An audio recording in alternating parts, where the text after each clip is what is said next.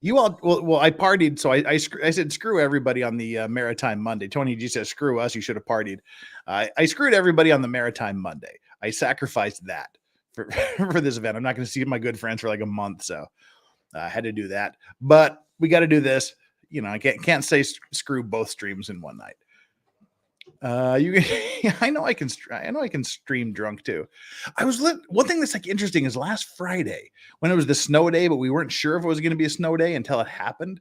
And I was like at a major drinking event last Friday that I had to stop. And I've noticed, because I go back and I watch some of the F at Fridays we do, not a lot because I don't want to know a lot of what happened during my F at Fridays, but I listened to some of that, and I listened to the stream last Friday, and I realized that I never thought I had a whiskey tell, like a drunk tell, like a sign that gave away that I was intoxicated. But I realized that I do watching these streams. I say a lot when I'm drunk.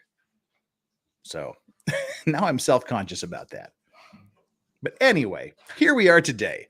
It's Monday. This trial should have wrapped up last Friday, but we've had quite a few delays because Judge Schroeder, by his nature, is rather explanatory in his explanation. Explanatory in his explanations. That's great. He's rather explanatory in his decisions on whether to accept or overrule a particular objection. And there was the whole day and a half that they were worried about whether or not there was going to be a mistrial in this case. Friday was a snow day. They finished up Thursday. So, but all these things considered, I'm thinking that the defense probably has today and tomorrow, because they were starting to burn through some of their witnesses on Thursday. So I'm thinking probably their last few witnesses, maybe one or two police officers, Sadie, his ex-girlfriend, who's at the center of all of this, and I know they said that they were going to be calling Zachariah Anderson's daughter as a witness, his 12-year-old daughter, to testify against him, which I think is some slimy, evil bullshit to have a 12-year-old girl testify against her father. That's some evil, evil shit as far as I'm concerned. And what the judge said is that that the testimony, there will be no cameras on her. Her name isn't supposed to be known, but the slimy prosecution, whether intentionally, I don't want to think it was intentionally. The prosecution, I will just say, through carelessness and forgetting that this is going out, has name dropped the 12-year-old daughter twice. Shouldn't say this, twice. They've name dropped her twice. And so I think that's pretty shitty. They've dropped the 12-year-old girl's name twice. And then they're going to have her testify on the stand. So I assume that they'll either black out the camera, or they will just focus on the court seal, or on the state seal or something that's above the court, excuse me. So I'm guessing there's going to be a couple police officers, Sadie and the daughter. That's what I think. And I don't think they have much after that. So I think they'll probably rest tomorrow. Maybe we'll be plus the two witnesses that we may or may not have today, which we'll talk about in a second. So I'm thinking today, most likely tomorrow, some point, the prosecution should rest. That's a gut feeling. It could go on longer. We don't know. That's what they said. Vienna waits for you. Wow, the DA is going to call Zach's daughter to the stand. What a piece of shit. That's what they said they were going to do, which I just think is evil and slimy and gross. Marv White starting us off with the super chats this evening. What is an ice cream killer? And did you see that crazy cross-examination from the trial? If you're talking about the guy who looked like he walked out of a whatchamacallit, like a steampunk cosplay. Yeah, I saw that. Now, here's my thought, and I don't know what you guys think about this, because this ice cream killer trial is pretty spicy, but they might wrap up about the same time this trial wraps up. But what I'm thinking about with the ice cream killer is streaming it after it's done. Like after this trial finishes, just start streaming the ice cream killer case, where I'll do like the morning one day, the afternoon the next day, then the morning the next day, and then the following day do the afternoon. So like half of the trial each day, even though it's over. I don't know if that's something you'd be interested in. And I've got a different poll setup, which we'll talk about in a second. But this is just a total random in the chat post, in the chat poll. If you think that if you want to watch this ice cream killer case, even though we're way behind and it'll probably be over before we start streaming it, if you want me to do that, put a 1. If you just want me to go on to something else, put a 2 in the chat. Because I think it'd be fun to do the ice cream killer case, even though it's already gone on for quite a while, and even though we'll know the results before actually streaming the trial ends. So 1, if that sounds like a good idea. 2, if you just want me to shut up about the trial streams and go back to the regular old stuff. 1.5 Wheeler, you're no help. Ooh, lots of Ohio Pigeon. You've like that like spamming 2s doesn't help. All right, looks like 1s have it. So yeah, I'll give that like a very high possibility of happening. That's what I want to do. Because of course, Flux. I was waiting for Flux to either do the 420 or the 69. Flux did the 69. So big surprise there, everybody. All right, so I'll give that some serious consideration. I would say right now there's about a 95% chance that's what I'll do. We'll stream the ice cream killer trial, even though it'll be well into the trial by that point or done. We'll just start from the beginning, do half of it each day, and see what happens. All right, again, Marv White, thank you for that super chat. That's great. Tony G, screw us. You should have partied. Like I said, yeah, I partied Friday, and I'm good. Chaos Coordinator, you can stream drunk too, Jeff. So excuses to avoid good whiskey next time. I won't avoid good whiskey. We've got good whiskey plans in the future. Don't worry. Flux, bring in the usual $5 super chat. Mocha Dick Poon, missed you this morning. I missed you too, Flux. I always miss you. You're great. Don't take days off. It messes me up. I love you, Jeff. All right. Well, I'm not going to take whole days off. We'll just we'll take half days like we did today. Now, just so you know, this is kind of fun. Korea does not do daylight savings time. We're on the same time all year round. And so it takes me about 6 months to figure out where everybody is, which is just about the time everybody changes time again. Some of you are asking, when does Ship Business start? There was a hearing the other day, and I haven't seen the results of that yet. But the last time I checked, her trial was supposed to go ahead in May. But I'll have to probably this weekend, I'll do like an update on all the various outstanding trials that we're following to see where they stand and where things are going to happen. But I had a great weekend hanging out in Seoul with Legal Mindset, Andrew. We had a good time. We kept it pretty calm. I think that night we had like seven whiskeys. We had a good cigar. We just chilled and talked, and because we haven't actually seen each other for like 5 months. Little shortly before the big Halloween crush in Seoul that happened, that killed like the 200 and however many people it was, or however many died. I made some videos, so I'll edit the video together. We'll get that out eventually, sort of our night out on the town. But yeah, we didn't tear it up. We didn't do anything too crazy. We kept it pretty calm, pretty real. It was fun. Jeff screams Ship Business in his sleep. All right. Let's see. We got one more super chat here coming in from Fondin. Thank you so much for the super chat. Where's the hot tub stream asking for Flux? Andrew and I will for some reason, you people want to see that, but that's not something that I don't think you want to see, but you think you guys want to see. Legal Vices joined Jay Robine for his ice cream killer cases. It seems unfair that you might poach his live stream viewers. Well, he'll be doing it live. I'm going to start at the beginning. So it'll be different. It'll be different deals. Anywho, yeah. The Ship Business trial will start when she finishes butchering her current attorney. Right. We've got about 9 minutes. Yes, Yoda, may I help you? All right. Yoda thought there was something to bark at. We got about 9 minutes before the trial is supposed to start. Oh, never mind. That was I was looking at a different stream. And we know they usually start about 10, 15 minutes late. So we'll keep this going, but I wanted to catch you up a little bit to kind of refresh everybody's memory on what's going on. Now, glitter fart, that's mean. You're mean. The hell was that noise? That noise That noise is Yoda barking. And see, I would call Yoda and have Yoda come in here, but Yoda is kind of a brain damaged English bulldog. He doesn't even know his own damn name. He was malnourished when he was a baby. He was a rescue dog, sort of. He's Yoda's brother, but we picked up, me and the ex-girlfriend, we picked up, hey, buddy, what's up? Hey, where'd you go, buddy? Yeah, we picked up Strawberry first, and we had no, like when they were puppies, when we were choosing the puppies, we were either going to choose Yoda or Strawberry.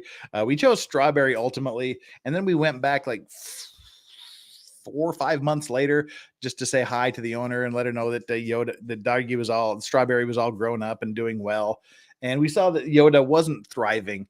Yoda was just like sitting in the dirt, being picked on by the other dogs and didn't have much nutrition and was kind of sickly. So we said that we would rescue Yoda. So we took Yoda home. So Yoda is just like, Yoda has to keep the universe together with the power of the Force. Yoda can't be worried about things like knowing his name and following commands. So, even if Yoda's barking in another room and I call Yoda has no idea who I'm talking about. We as me and the ex-girlfriend. Okay, so there we go. What happened last Thursday? If you haven't seen what happened last Thursday, on your spare time, you're going to want to go back and watch the entire day. That was really, really wild. We had the big prison house confession in the morning. The prison house confession in the morning consisted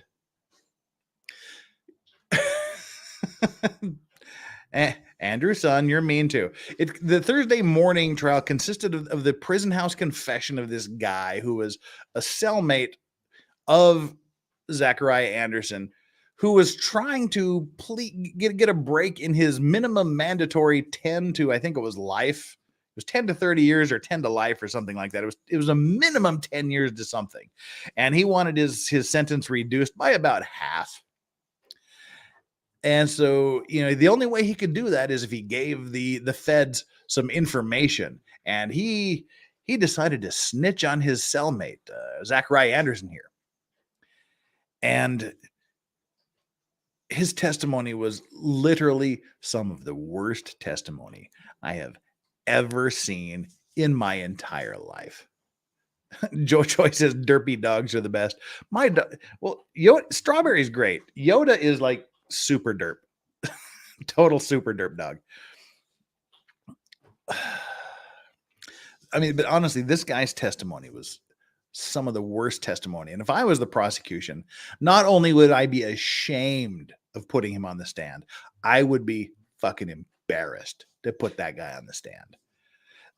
Zachariah Anderson has maintained his innocence for 2.5 years until he meets this guy. He gets in a cell. They were cellies for about 5.5 weeks. 3 weeks in, apparently he confesses everything in this weird confession. According to the Jailhouse snitch, Zachariah Anderson was asleep in his cell. They were sleeping. He was asleep in his bunk, and he started talking in his sleep. And in his sleep, he confessed. He was asleep, and he was shouting, "Die, die, die, motherfucker!" Oh, see, there goes the microphone. Hang on, let me bring this back up. There we go. So yeah, he was screaming, "Die, die, die, motherfucker," in his sleep. And the prison house informant said, "Wow, I think he did it." So when Zachariah woke up the next morning, according to prison snitch guy, he said, "Man, you were talking in your sleep last night." And Anderson said, "Really? What did I say?" And prison snitch guy says, you were talking. I think you did it. Look me in the eye. Look me in like Steven Seagal. Look me in the eye and tell me you didn't do it. And he said, then he jumped out of his bunk and he looked me in the eye and he said, "I did it." And then they asked him about his prison nickname. They nicknamed him Houdini, apparently. Why? Because he made a body disappear like Houdini. Where Houdini was an escape artist, not really like a David Copperfield make things disappear magician, but that's beside the point. So yeah, they called him Houdini because he made a body disappear. And then he got the nickname Superman later than that because he managed to take out a guy that, because I don't know what Anderson's stats are, but he seems to me to be, I would say, under 6 foot, maybe 200, 220, somewhere around there. He's kind of, I don't know. I don't even know if he's 220, but the dead guy, depending on which witness you believe, was 6'4", was anywhere between 6'4", 270 pounds, and 6'1", 220 pounds. Depending who you ask, everybody had a different opinion on how big he was. But they called him Superman because he took him out all by himself. And then they were like, and this is interesting that this guy asked his cellmate all of the questions that the prosecution would normally ask. And it's like, but what did you do with the body? They asked him. He said, I asked him what he did with the body. And he said, once they're gone, they're gone. No body, no crime. I mean, like out of a bad episode of SUV or something. Once they're gone, they're gone. No body, no crime. And I mean, this crap just went on and on. And I mean, I would be, yeah. Now, see, Barbie World says I call bullshit. I called bullshit. If you watch my reaction, I was pissed and I was freaking out, screaming to get him off the stand and all this stuff. Now, how bad was this guy's testimony? I will tell you how bad this was. This guy's testimony was so bad that the chat over at Law and Cuck were totally on Anderson's side. Law and Cuck, their chat, those guys are total full-on prosecution. They thought the prosecution in Murdoch trial was the greatest prosecution they've ever seen. They started out this way with him too, with Anderson, but Law and Crimes chat, they were on the defendant side. That's how bad the prosecution did. If you are so bad that the Law and Cuck chat goes against you as a prosecutor, you're bad. And even right now, just glancing over at what they're doing, right? Yeah, we haven't started trial yet here, of course, obviously, but even if you look at the chat right now, I wish they could interview others to see if his nickname was really Houdini. First it was Superman, then Houdini. Don't believe that crap either. This judge should retire. Bless his heart. This is the sketchiest trial I have ever watched. No start times, just whenever they feel. So I mean, these people, the Law and Cuck chat, who are always so far up the prosecutor's ass that it's disgusting, they're on the defense side with regard to recent developments. I kind of think he did it too, but I also think the defense attorneys really suck. The defense attorneys are great. His attorney thinks he's the shiz. So this is how bad they're doing. They're doing so bad that the Law and Cuck chat is turning against him. And that's really, really bad. If you know anything about their chat. Oh, Lord. All right. We're still waiting for the trial. But yeah, so that should give you some idea of how bad it's going for them. I dreamt I was flying, didn't wake up with wings. Yeah, there you go. A Corn Pop. Hey, thank you so much for that $1.99 super chat. Little payback for all this shit you stir up in chat, but we wouldn't have it any other way, would we, Corn Pop? We love you. Shauna, how can you think he did it with what's been presented as evidence so far? There's not a zilch. Well, exactly. And so in the morning was prison snitch guy. The afternoon was some other random witnesses, but these other random witnesses totally contradicted they were the prosecution witnesses, but they totally contradicted the prosecutor's theory of the case.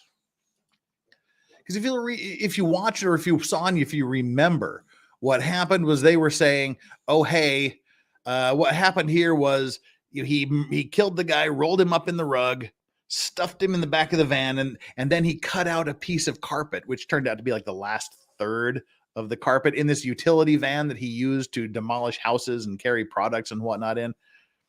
So that was their theory, that they looked like there'd been a section of carpet cut out, which if you just hear that, you think, oh my God, there was like a blood spot or something on it. So he cut out the blood spot, but it was basically the back third of the van near the bay doors. But he had a witness, like his boss or one of his coworkers. I can't exactly remember what the deal was, but that witness, when they were asked, they said, no, he's always had that back part of his carpet cut out. That's never been there. To which the DA is like, what? Well, did you ever mention that before? And he's like, no, you never asked me before. And that kind of thing. So the defense was pissed because this guy just totally undercut their case by saying, oh no, that missing piece of carpet has been missing like forever. He's always had that cut out.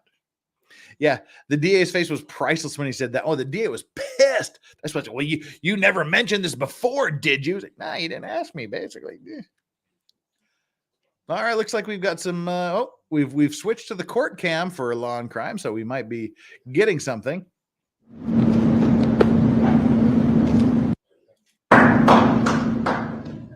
right, and there's about 3 people in chat. There's 3 people in court here. All right, I'm keeping an eye on it. We'll let you know when something develops. So that was basically the Thursday morning, was this prison house confession dude, and then witnesses just totally chopping the legs out from underneath the prosecution. Flux says, yeah, it was awesome. He did motorboat. I don't want to be the one who said it. I didn't motorboat. Yeah, rut-row, prosecution. Wait, do that again. Like that? Okay. Ooh, makes me dizzy. Had a little bit much to drink. All right, so while we're waiting for this, that's the quick edition of the catch-up. And what we'll do is I'll do my housekeeping stuff here, and then I guess we'll show a little bit of prison snitches testimony just to get my juices flowing, just to get the blood pressure up a little bit. Oh, Legal Vice says, damn, I missed that testimony when I was in court. You were in the court last week, or you were in court so you missed it? I wish I could have seen the slimy DA's face. Well, we can watch, like I said, a little bit of it until they start the stream.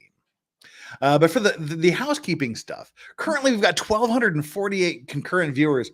Bless you guys for being here. You guys are super awesome. Right now in your day, you could be doing anything. You could be with anybody. You could be watching anything on YouTube. You could be doing anything in the world you want, but you've chosen to spend your time here with me. And I deeply appreciate that. However,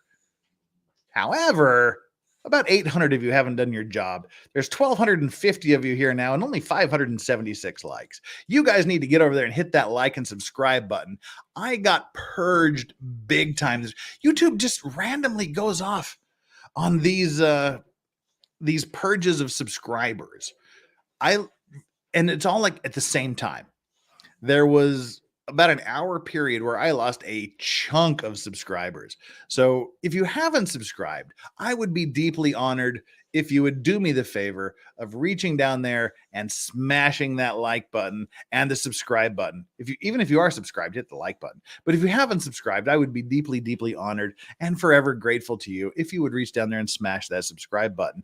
And because this was apparently this big purge that happened, if you are subscribed to me, please do me a quick favor and go down there and check to make sure that you're still subscribed. Because like I said, when you just like lose 30, 40 subscribers in that fast, it's not like one drops off and then another one. This was like in the space of an hour, just like 30 subscribers disappeared. But YouTube just does that randomly. I don't know why, but they do. And it happens to every content creator. So whenever you're watching any other content creator too, just check to make sure you're still subscribed to them. Yeah, see, here we go. Glitterfart says Legal Vices last week, YouTube removed my membership during Hayden's stream, then reapplied it about an hour later. It's the second time it's happened live. Yeah, it's just weird. YouTube has this weird thing they do, and I don't know why. But anyhow, I would appreciate it if you would subscribe to me and also hit that like button. That's the fun thing. The like button's fun.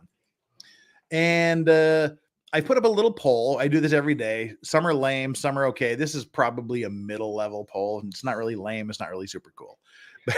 But hit the 1,281 of you that are here, hit the like button and take their poll. Today's poll is I smashed the like and subscribe button like the DA witness stabbed him in the back. That's the reference to the carpet guy. And I smashed my like and subscribe button like a prison rat snitching on people, or like Judge Schroeder devouring an orange. If you saw that a couple days ago, he David Copperfielded an orange from his robe or his man bag, depending how you're looking at it. Or I smashed the like and subscribe button like, what, if anything, did you smash? There was a great objection that one of these, what, if anything, Elaine Brederhoff objections that the judge jumped on during the prison snitch trial. So that's the poll for today. It's just all in fun, just to remind you of your little job to head down there. And you got 2 jobs, 3 jobs. Listen and have fun. Smash the like and make sure you're still subscribed. Subscribe and make sure you're still subscribed. Those are your 3 jobs. Anywho, that's it. That's all I ask in return. Super chats are optional. I deeply, deeply appreciate it when you do give the super chat.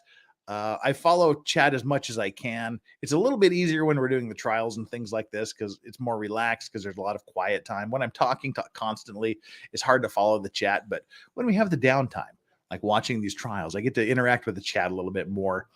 But if you're going to give your hard-earned money, whether it's 99-cent sticker or a $500 super chat, I'm deeply, deeply grateful to you for that. So I will always, always address, answer, and respond to every single super chat that comes in. No minimum to talk to me, just whatever. That's what I do. I owe it to you guys because, as I said, you're parting with your hard-earned money, and so you get the priority and you get a guaranteed response. Such as Victoria Marie with a $10 super chat.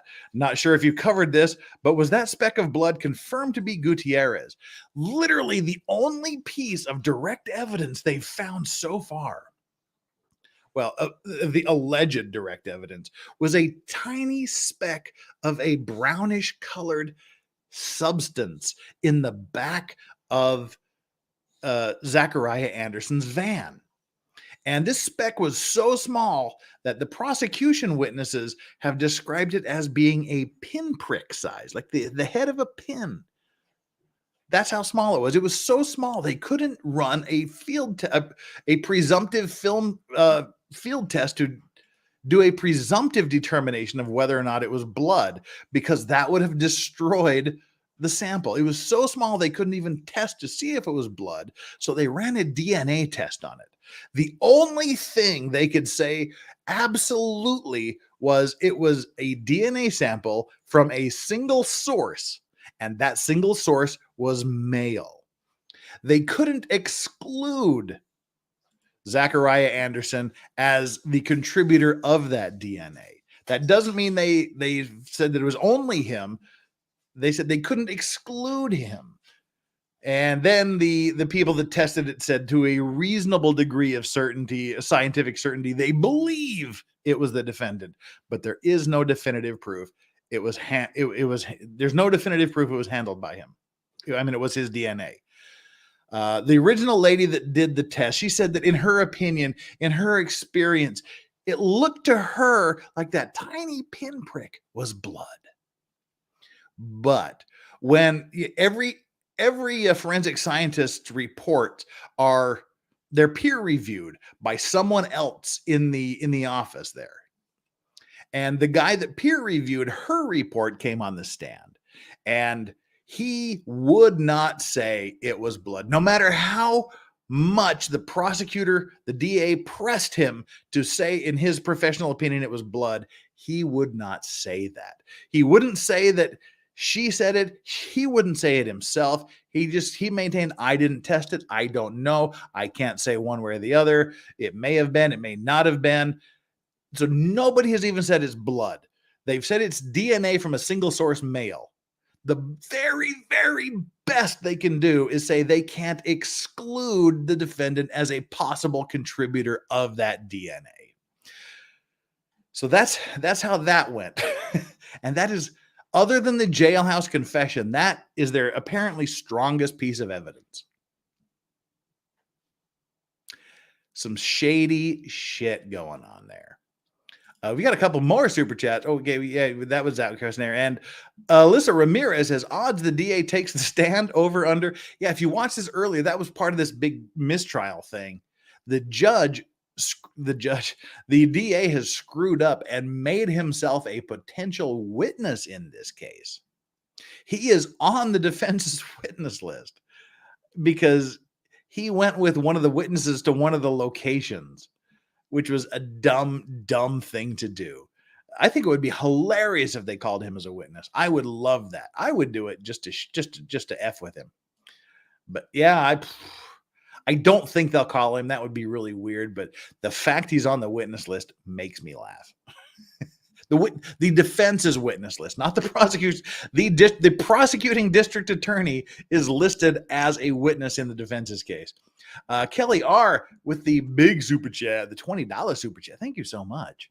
Now that you've got me interested in maritime horror stories, I watched the Marie Celeste story last night. Ooh, from Halloween. Yes, that was part of the Halloween stream. Is it true still that you can be charged with a death sentence for purposely crashing your ship? No, I don't believe so. I can't think of any place where it's a crime just to purposely scuttle your ship.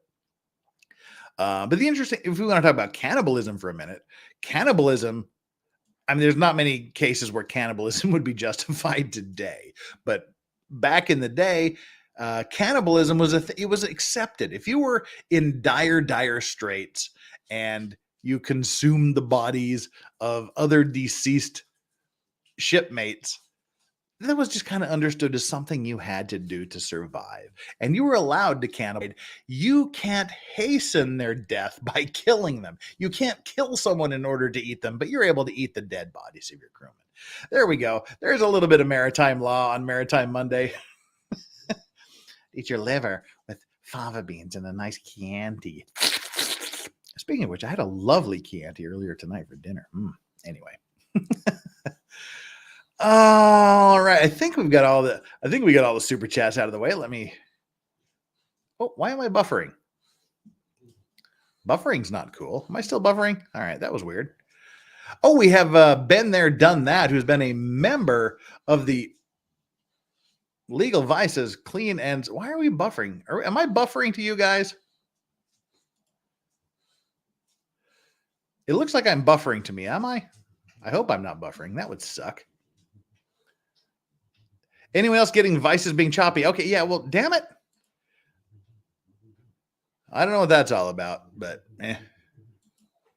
I don't know. Maybe it'll work itself out, but it's nothing I have any control over, so we'll just deal with it. What was I saying? Oh yeah, where are we at here? Elise Lane, member, a brand new member. Welcome to the Clean and Sober crew. Elise Lane has joined the Legal Vices membership. And if you reach down there, there's a membership level. You can choose from one of 3 membership levels if that's what you want to do. What we're going to be doing is, I haven't done a member stream in a long time. I've been a dick. I swear to God, in the next 2 weeks, I'll put together like a weekend members only stream. Oh, Carrie T, God, how did I miss all these super chats? There's a couple super chats here that I've missed. I need to make sure I do these. I got to go back about 10. Just got to scroll up here like 10 minutes ago. Wow. Sorry, don't worry. I see them all here. I just haven't done them. Weird. All right. Carrie T celebrated my daughter's birthday. Tried sake for the first time.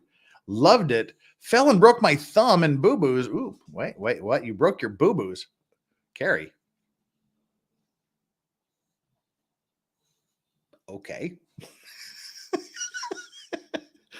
Glad to be back safely? Question mark in this chat. Sake can be some good stuff. There's some really, really good Japanese sake out there. All right. Broke your boo-boos, did you? We got Flux and Super Chat. When's the hot tub stream? Got that. Got Corn Pop.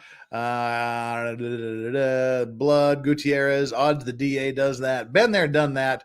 Welcome to be 3. He's been a member of the 3 months he's been a member of the Clean and Sober crew. He says, if we go down and hit that like button, does that mean we went down on Jeff? No, it means you went down for Jeff. That's different. Way different. Unless you're like a woman. Yeah, then you can say whatever you want. But if you're a dude, you just went down 4, Jeff. All right, then we can scroll back up here and get the last super chat out of the way from Victoria Marie. Thank you so much. I love Attorney Mueller. She is a star attorney rising. Yeah, according to Natalie Wisco, who was one of Kyle Rittenhouse's lawyers. She's been on here a couple times. If you're watching, Natalie, let me know if you want me to shoot you a link. You are always welcome on. But she was saying that Mueller, the female defense lawyer, she's been a lawyer for about 5 years. I think she's sharp. She is a sharp lawyer. She's very tenacious. She's motivated. And I think she's doing a fantastic job, regardless of what the dumbasses over in Hujamawatsit over in Law and Cuck land have to say. Yeah, broken thumbs suck. I've broken my big toe twice. That sucks. Jeff need a new hat. This just happened to be the one I was wearing outside today. I literally just ran from the car, ran up, got in the elevator, ran up here to my condo, threw some food at the dogs, and sat down here and started streaming. Oh yeah, Camelot's Pinky story was rough. That was gross. Legal, I never go off on a tangent. Vices. No, I'm the worst for going off on tangents. As you can see. Cloudy electrons. Yep. And Renee Miette. I'm not going to read that. Jeff ran. No, I did. I ran. I booked it hard. So, okay, that kind of brings us up to speed for everything we need to do. We've got we were caught up on the super chats until Easy007 sent us the £5 super chat. Is there any sake you would recommend? 50 poundish. I'm not a big sake guy. Being in Korea, it's Japanese. I just kind of drink whatever's put in front of me, and I either go, oh, that's really good sake, or yeah, that's okay, or yeah, that kind of blows. So I can't make any recommendations on sake. But recommendations on drinking it, I prefer it chilled. Next would be room temperature, but a lot of times the Japanese will kind of heat up the sake. That doesn't, I'm not a big fan of like heated up sake. And sometimes they'll even put like black pepper in it. Like they'll heat up the sake and put black pepper in it. I can't do that. It's just too much. But yeah, a good sake to me is kind of oily and heavy. If there's any place that sells sake, I would recommend that you just go there and ask them for a recommendation. They might ask your profile for what flavors you like, but I don't know. I'm just not a sake guy. Sorry, can't help you there. Brian Miller, I've come to the conclusion Kenosha has the worst DAs. Well, you're seeing the district attorney himself handling the prosecution in this case. Binger and Lunchbox. What the hell was Lunchbox's name? I keep forgetting Lunchbox's name. The other attorney that prosecuted Rittenhouse. Damn it. It was a short Germanic name. There was Binger and come on, somebody in chat quickly here. I'm dying here. What was the other? What was Kraus? That's right. I just remember it was Germanic. Kraut. It wasn't Kraut. Joel, dang it. It wasn't Kraut. Yeah, it was Kraus. We called him Lunchbox so much that's all I can remember him as, this Lunchbox. But anyway, yeah, Kraus and Rittenhouse were trained by this guy. This guy you see is literally the guy that trained Binger to be an assistant district attorney. So you see where he got his shady shit from. So, all right, well, Crotch Kraut. Yeah. Oh, there we go. There goes my mic again. Damn it.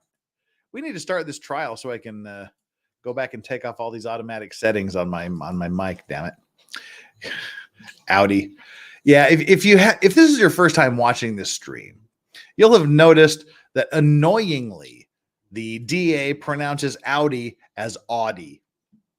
He keeps talking about people riding in the Audi, who owned the Audi, where the Audi was parked. Oh my God. As I say, he probably says Porsche and Nikes. So anyway, we'll have to give him. And if any of you say Porsche and Nikes, you're saying it wrong. Porsche and Nike, just do it. Now, soju plus Powerade plus train equals great fun. Great Korean fun. I can recommend some good sojus. There's some great sojus out there. Hwayo is some amazing soju. But there's this kind of blueberry wine. Well, it's more like blackberry wine called bokbuncha here in Korea. That if you mix bokbuncha and for some reason, this is my younger brother taught me. My younger brother used to live here for several years back in the day. If you mix like this blackberry wine, this bokbuncha with Asahi beer from Japan, it will F you up in a hurry, and it's great.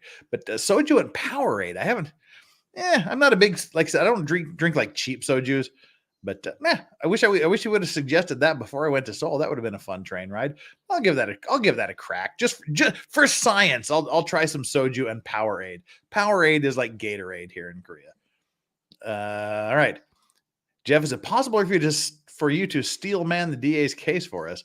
I want to try to understand how anyone got to guilty if they started as innocent.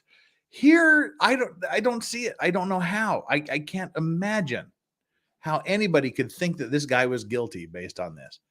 Oh, we've got the judge. Chandler Remington. Hello, hello. Chandler. What's going on? Hi. Hey, there you are. You're looking absolutely lovely this morning. Look at you. Oh, thank you. You're looking like French royalty, like out of Vikings or some period piece. Are you just like looking all lovely with like pearls and things? And it might be the sweater. I have all of these vintage sweaters from my grandmother from like the 80s, and this one's my favorite. So I dug this out of my my closet. Well, that's you're looking quite, and you got new headphones. I did, yes, and I figured out how to fix my microphone situation. How are we doing on court? Did I miss anything? No, the judge has just taken his seat right now. Oh, fabulous. That was good timing on my part. Literally just as we were talking. So there you go. All right, everybody. What's going to happen now is as we go through the trial, anybody that super chats, just send your super chats. Gratefully accepted, of course. I will flash all of them up on the screen, and we'll read them when we come to like a lull in the trial or a break, which there's plenty of people just like going, and the judge figuring out what to do. So we'll get to this. We'll get to them as they come in. Victoria, thank you so much for that. We read that already. And Kyle Bogue says, watching this guy's weasel tactics, you can totally see where Binger and Chubbs got their style. Yeah, he trained Krause and Fluffer 2004. For those of you that don't know, that is literally Binger's email address back in the day. Was Fluffer 2004. Yeah, Fluffer Boy 2004. Yeah, he wasn't just Fluffer, he was Fluffer Boy 2004. I'd love to see him explain that, like it's my dog's name or something dumb like that. I highly doubt that, but I feel he went on enough fishing expeditions with his single male roommate, so he doesn't need to explain anything. So I really don't know how anybody could reach a guilty opinion at this point in time. I really don't know. Did I have fun with Andrew? Oh, we had a great time. Like I said, we kept it chill. We kept it calm. We bounced around to about 5 different places. Had about 7 whiskeys total over the course of from 7 p.m. to think he went home about 2 o'clock in the morning. And we had some street pizza, and fun stuff like that. We had an amazing steak. It was beautiful. I'll put together our little video. We made some videos we went through the night. I'll put that together. Have it up by the weekend. Well, how was your weekend, Chandler? My weekend was pretty good. I wish I could say that I did something really exciting or fun or, I don't know, but like going out. I really just stayed in and studied for the LSAT. Like I started my LSAT prep, so that was my fun weekend. Awesome. And I actually really enjoyed myself, which I'm a big nerd, so that that explains it. But well, that's fun.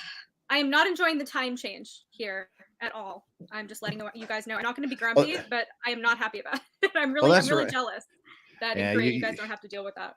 Yeah, so you have to get up like an hour earlier now. It sucks. Well, luckily, because of the time change, I don't think we can do an O.J. Simpson this week.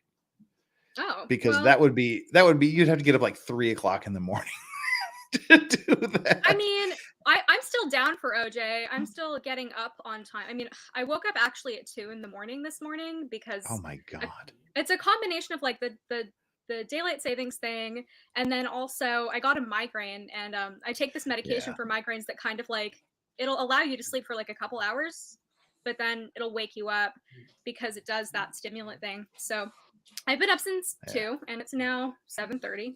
I can't remember the last time I went to sleep before 2. It's been I just actually did some opposites. I did some LSAT prep before I came on for this stream because like my tutor is like, oh, you have to do everything like before the first thing that you do in the morning. Like, don't do anything. And I'm just like, okay, fine. So I was doing that at like 3 in the morning, 4 in the morning. So that's been my morning so far. So I could probably still do OJ. I'm still down for OJ. But if you don't want to do OJ, that's a whole other thing. I'm down to do whatever you want to do. Oh, well, I'll have to see. Mama Rose says, I think that was ahi, not steak. I don't know what the preceding message that, but how can you confuse a very slightly grilled tuna with a steak? Well, it could be called a tuna steak and be right, but I don't know what preceded that. Very bad photo, I think. Are you talking about my picture of the steak? No, it was like that was a fresh cracked peppercorn encrusted steak. If you're talking about my picture from the weekend, Chandler, volume too low. Who knows? Well, let me see here. I don't know. Like, how do I sound now? Do I sound a little better? I don't know. You sound perfect to me, but what I hear is not what everybody else hears. A little better, chat. Okay, good.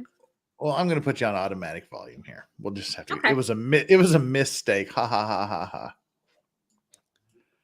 I don't like to gamble when the stakes are this high. Still no audio from the court. The judge is still doing judgy thing, which apparently he's looking at porn on his phone. I don't know. Ordering a baldo, whatever it is he does. Oh, I sound good. Okay, excellent. I'm glad to hear it. You always sound good, regardless of what Chad says. Just ignore Chad. Ignore you, Chad. I finally figured out my audio problem, so I finally like coordinated it with the headphones. You sound amazing. Thank you. I should probably get a microphone at some point, but I'm working on it. I'm working on like my YouTube equipment wish list sort of thing. So I'm putting something together. Are you still on the phone? No, I'm on my laptop. Okay, I say it looks like I would say that's like an awesome phone if you're still on the phone. Oh, I'm glad that the video is a little bit better because everybody was like, "You have a potato quality camera." It was just like, I've got an extra camera. We'll work it out. I'll send you my extra super awesome camera. But I've got like an extra one that I don't. That would be very generous considering that shipping from Korea, I'm sure, is very expensive. You don't have to do that. Yeah. That's very sweet, though. I'm not going to say Ramirez says we still need daughter's testimony. We don't need the daughter's testimony. These scumbags are going to do it, though. I think they're just evil for doing that. Dave says vintage from the 80s dies inside. Yeah, we're old. She's not. She's young. 80s is vintage to her. Who, to me? Yeah. To me, like 80s is still stuff I have in my closet. I mean, the 80s were before my time, but I like a lot of vintage stuff. So cough. break out the one a day or whatever vitamins. You know that I like eclectic older media and stuff like that. We've talked about this on almost every stream. So. Absolutely. Yeah, 80s is vintage for 2023. I did that like back in the day. There's this amazing oldies station that I used to listen to in Northern Utah every time I go back to vacation. It was my favorite oldie station when I was there, and I'd always listen to it when I went back because they played these amazing songs from like the late 50s, the 60s, the early 70s, just classic rock, just great stuff. And then I went back one time and they were playing all 80s stuff. And I'm like, oh, come on. What they changed their format? This isn't classic anymore. And then I had to stop and think, wow, the 80s were as long ago for me, for people now as the 50s were when it was the 80s. Crap. And I had to accept the fact that I'm just old. Oh, Corn Pop, you're never spamming. You just say weird shit that we don't reply to. Yeah. 80s is retro, 60s is vintage. Whatevs. Hey, I can't remember when I started shaving my head. I started shaving my head, I think, around 2000. Well, yeah, probably around 2005 is when I started shaving my head. So It's just easier. Don't have to buy shampoo. Don't have to buy combs. Don't have to buy hair product. It's great. Yeah, I envy that. I miss having shorter hair. It takes a long time to wash long hair. Kind of a pain in the ass. Well, we've got a great view of the state seal here that's roughly carved out of, I hope it's carved out of wood and that's just not like a really bad plastic pressing. But looks like wood.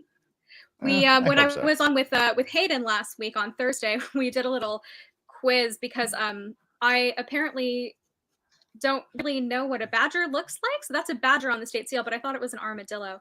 So Hayden did a little poll asking people what animal he thought was on the state seal, and of course it's a badger. It looks like a warthog, but okay. Yeah, it's definitely not an armadillo.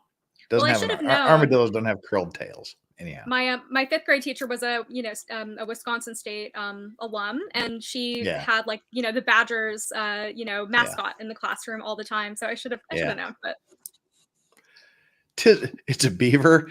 No, it's not a beaver. It's not a beaver. Google it. It's a tribble. It's an aardvark. It's too elongated to be a tribble. Yeah. Also, considering how long it's been in the courtroom, there would be like 60 other ones of those.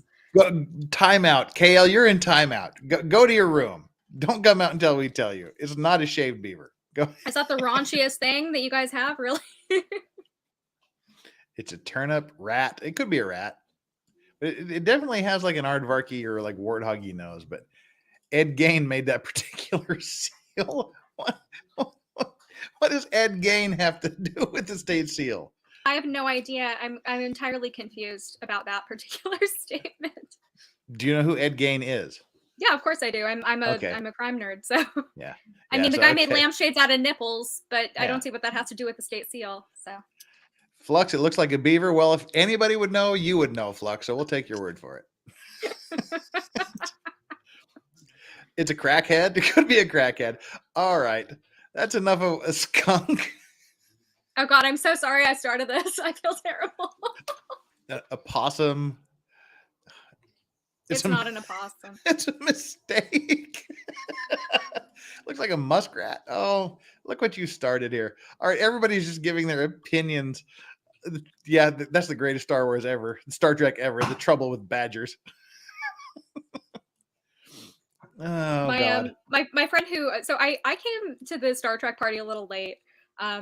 And I've only seen like half of TNG at this point, but my friend who is the Star Wars fan Star Trek fan, oh my God, it's early, who introduced me, thinks that the Trouble with Tribbles is like the stupidest, worst episode of Star Trek of all time because there's no plot, and and it's just like everybody who says that like, oh, it's hilarious, they're like, they don't appreciate the show, and he's very opinionated about that. So well, it was, but that's what makes it fun.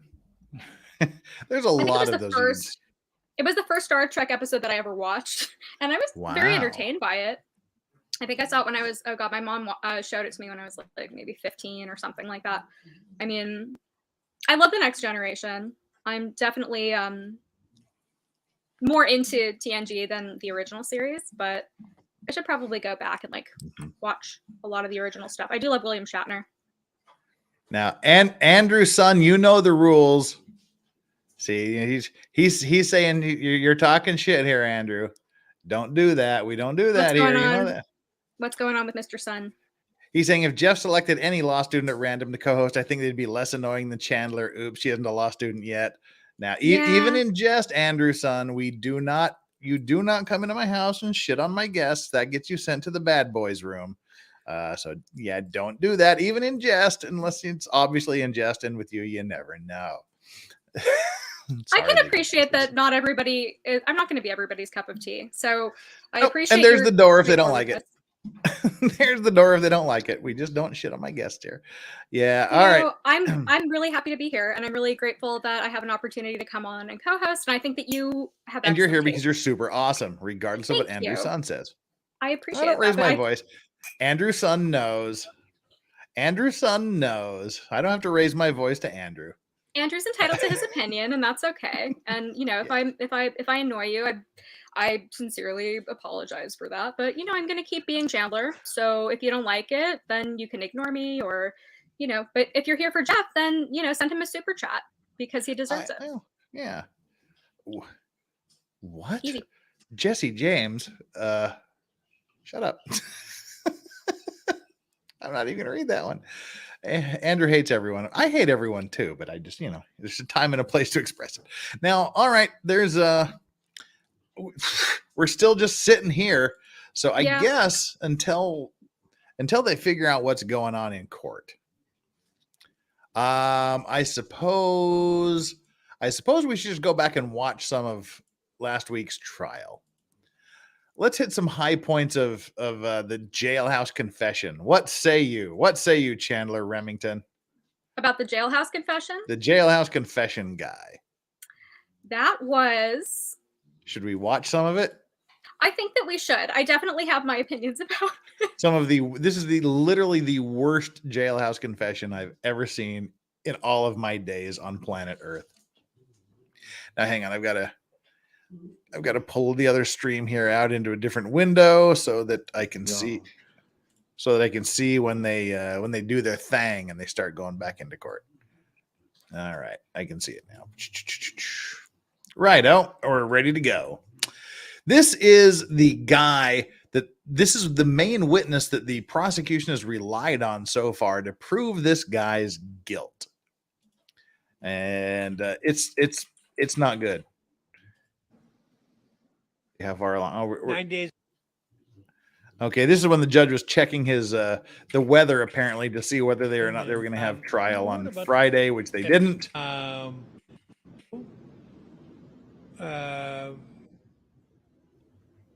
Around 7.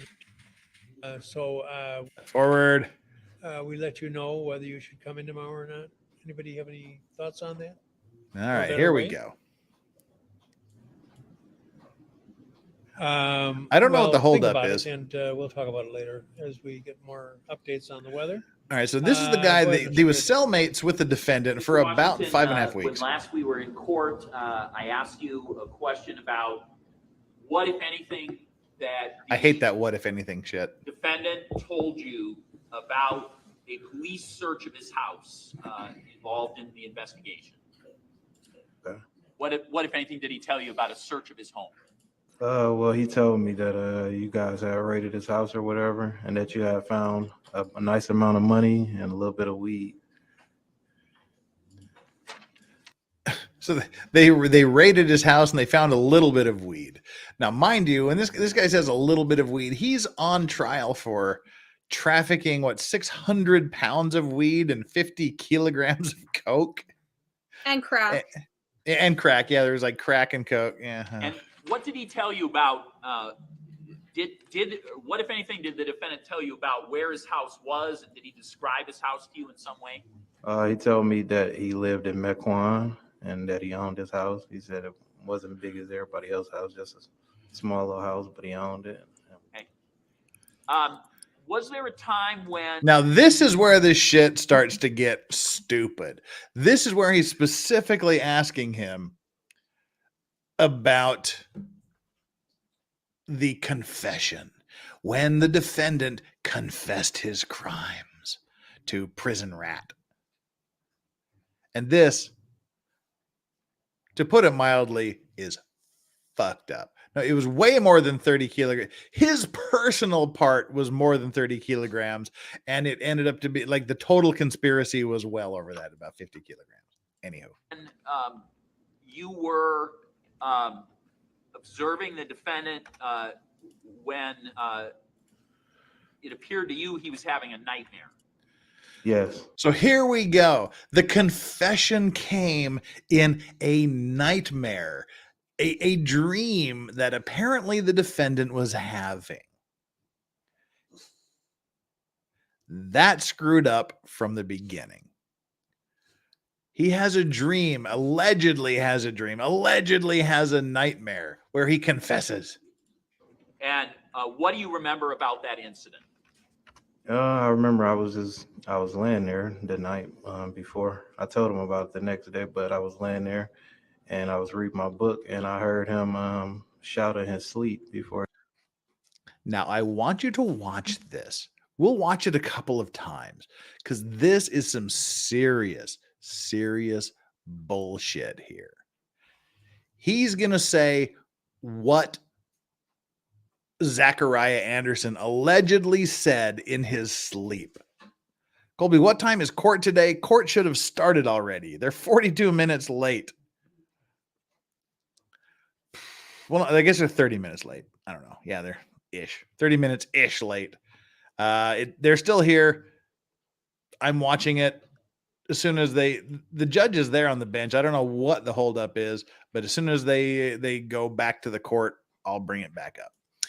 So yeah, anywho, so here he is. He's gonna say what this guy said in his dream confession. And what the prosecutor is gonna ask, well, what did he say? And the defendant, this guy right here, is gonna tell you. I mean, not the defendant, the prison snitch guy here is going to tell you what the defendant said in his sleep. Now, the camera just happened to catch this bullshit. The camera just happened to catch the district attorney mouthing the words for the defendant to say. Did you catch that the first time, Chandler? I didn't until I rewatched it. No, I had to do a rewatch with Hayden, and that was, I mean, somebody had pointed it out. So we rewatched it together on stream after they finished court on Thursday, and that was something. Watch this bullshit right here. Or he woke himself up. And what did he shout that you heard? He said, die, die, die, mother. Did you catch that bullshit? Did you see that? Did you see this district attorney, this greasebag, this slimy district attorney? Did you see him mouthing, die, die, die, as this guy said it? That is some messed up stuff. Shout in his sleep before he woke himself up. Watch this. And what did he shout that you heard? He said, die, die, die, mother. Look at that what did he shit. Shout that you heard? He said, die, die, die, motherfucker. That is some evil, snaky shit right there. That's not the first witness that he's done that with either. This is the second time he's been caught on camera doing that. I liken it to, so I did musical theater when I was a child, big surprise. And I liken it to basically like, he's like a stage mom, you know, kind of out in the audience. Yeah. The words as you're watching your kid on the stage, basically. Alyssa Ramirez says, loud and proud pageant mom. That was quick. That was a quick. I'm sure that I'm not the only person who picked up on that. I think a lot of people noticed that sort of thing. Now, as I said earlier on, for those of you that missed it, there's like 15, almost 1,600 of you here now. I mentioned this at the beginning of the stream. This was so bad. This was so egregious. This dream confession and the prosecutor mouthing the words. This was so bad that the law and crime chat was calling bullshit on it. The law and crime chat was saying, this is messed up. This is effed up. This is ridiculous. That if you're that bad, I mean, if you're that bad, yeah, Jailhouse snitch, lol. I think my favorite part of it was when they asked him why he didn't come forward right away. And he basically implied that he wasn't ready for all of that. You know, he wasn't ready to be in the spotlight. He wasn't ready for all the, the camera and the lights and for everybody's attention to be on him. You know, it was a lot of pressure, to testify in a big trial. And you can tell he's just loving this attention. He's eating it up. Like, he's having the best fucking time on the stand. He thinks he's the shit. He thinks that, like, he's delivering this performance. I mean, that you can tell that this guy, like, he would want to be like a commercial actor or something. And if he wasn't in jail. Alas, poor Yorick. Line. good Hamlet blast there. The other thing, I don't know if you noticed this, but Hayden and I went over this. Hayden actually noticed. There's a point where he is asked, so Munch was his, I guess that was his Jailhouse nickname. Munch was asked what it was specifically that Zachariah Anderson told him about that he used to track his ex-girlfriend. and he said that he used tracking devices. Mm-hmm. Just tracking devices. Then the DA goes over it and he's like, so he told you this, he told you that, he told you he used tracking devices from Amazon. But the guy never put the word Amazon. He never mentioned Amazon in his testimony. So clearly he missed one of the words in his line. He wasn't word perfect in his line. Right. Yeah. And the DA should have noticed that, because it's clear that there was some coaching. There was some, I mean, I'm sure that, see, you're not supposed to coach a witness. You're supposed to go over testimony. You're, when you take a deposition, you're supposed to essentially go over those elements, before and after, leading up to trial. You do that kind of practice, but coaching is not standard and not accepted. And I remember, and some of the people here in chat, I thought he mentioned Amazon too, the snitch. But anyway, regardless of whether he used the word Amazon or not, it's all just utter crap. It's utter bullshit. I'm sure the jury has went back and listened. We didn't hear it, but anyway. The jury's been called in. They're on their way down. So we'll be bumping us over here. Let me get rid of that and bring up the actual stream. We didn't get to nearly as much of that as we wanted. And like the other witnesses for the day were no better. They were the prosecution witnesses. And as we mentioned again at the top of this stream, one of the prosecution's big theories is that because of the blood that was in the back of the van, that the defendant cut out a section of the carpet in the back of the van. One of the prosecution's witnesses said, "Oh no, that's been out forever. That carpet has been missing since way before this ever happened." And the defendant, the prosecution was just like, "What?" He says, "You've never mentioned that before, have you?" He's like, "No, you never asked me before." So he got nailed there on that little bit. This is just bad. The prosecution is doing such an awful, awful job. All right. What are we doing, Schroeder? Good morning, everyone. Good morning, Judge Schroeder. Good morning, Judge Schroeder. I apologize for the late start. Thank you for the mustache super chat, Corn Pop. On Friday, I had made pre-arrangements with the court staff to set in motion the cancellation. And then I awakened at just before 6 and watched a little bit of the weather on television, which of course comes from Milwaukee. And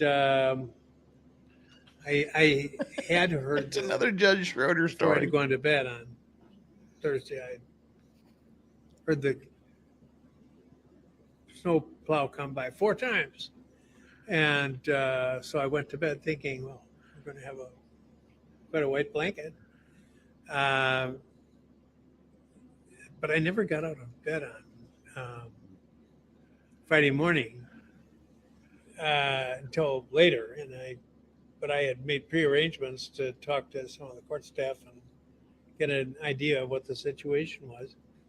When I got up, probably about 7 or so, there was not a single flake of snow anywhere near my property. And I hope you actually had the same good fortune, but I guess some of the people had 8 inches, and a lot of people lost power. Okay, everybody liked 8 inches and a lot of power. Oh, Chandler's embarrassed. She left. But anyway, welcome back, and I hope you were able to enjoy the weekend. And let's not spend any more time on anything but the trial. Let's go ahead. We'll call Sadie Beecham to the stand. Sadie taking the stand. The girlfriend's coming on. This should be good. And while she's walking up there, Zizek says, "Every time I hear an attorney say 'what if anything,' I immediately think they're incompetent." Thanks, Elaine. Raise your right hand, please. And Sassy Gal Beauty. He did say Amazon. Missed it the first time, but he did. I guess Hayden and I got that one wrong. Thanks for the correction. All right. This is Sadie, the girlfriend, the ex-girlfriend that is the center of all of this. This is going to be something. Again, I'm looking forward more to the cross-examination than the direct. Because she's been weirdly smiling and everything through this. Yes. And how are you employed? I work for community care. And in general, what city do you currently live in? I live in Colgate. Toothpaste. And do you know somebody by the name of Zachariah Anderson? Yes. And do you see him in the courtroom today?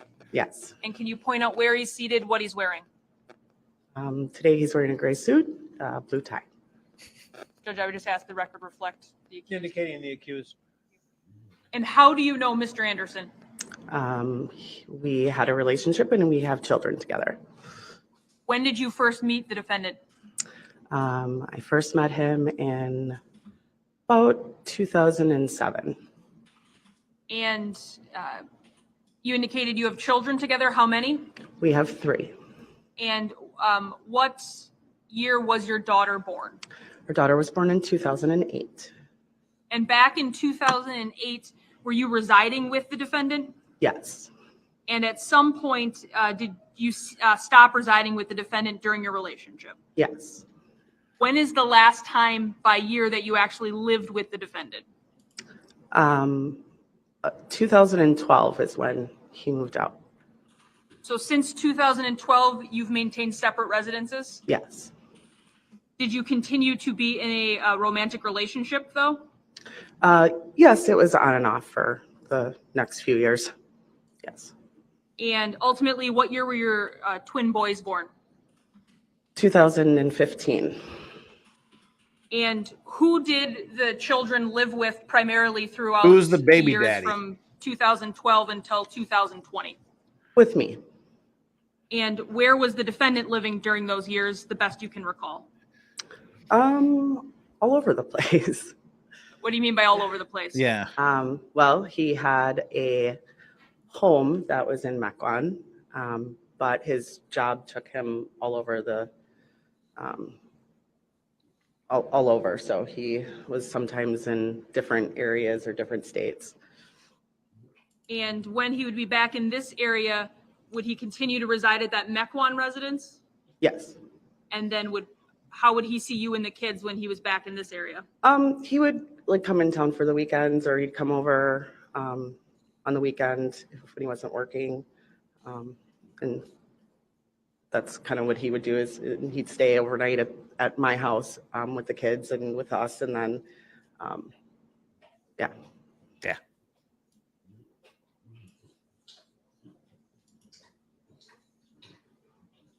And up until 2020, did he really ever take the kids overnight away from your home? No, the kids mostly stayed overnight at my house. Brutal. When he first moved into the house, there were a couple of times where we all stayed there together, but primarily the children were at my house. They had their rooms all set up at my house. And fast forwarding to 2019, what was the status of your relationship with the defendant romantically during 2019? It was very tumultuous in 2019. It was not, we weren't doing well. It was, it was a relationship on its way out. The relationship was Ultimately, on did its that way out in relationship end 2012. for good at some point in 2019? Yes, December of 2019. Now, prior to that, in your on and off relationship with the defendant from 2008 to 2019, had you been actively seeking out other relationships during that 11-year period? No. To your knowledge, had the defendant been actively seeking out other relationships during that period? Yes. Now, what happened in December of 2019 that made this relationship end for good? I'm going to object that this question is calling for other acts evidence. It doesn't, well, I'm going to just wonder what the relevance is. Well, Judge, one of the many, I think, potential defenses here is that she was stringing him along, so I'm trying to lay the foundation for when their relationship officially ended, so then we can get into when she officially moved on. I don't need the details of the question is much broader than that. I'll It asks for a rephrase. universe of possibilities. And the other thing is, except in those cases where the, So basically, they one of the broke up parties in says to the other, 2012, but "Get continued to lost." smash for 7 I don't years. know when a relationship Basically. quote officially ends. Right, which she would explain for us, yeah, but I Okay. will All specify right. better. All right. Ultimately, in December of 2019, was there an argument that ended the relationship in your mind? Yes. And then from December of 2019 through January of 2020, did you have really any contact with the defendant at all? No. And does that include him not seeing the kids? Correct.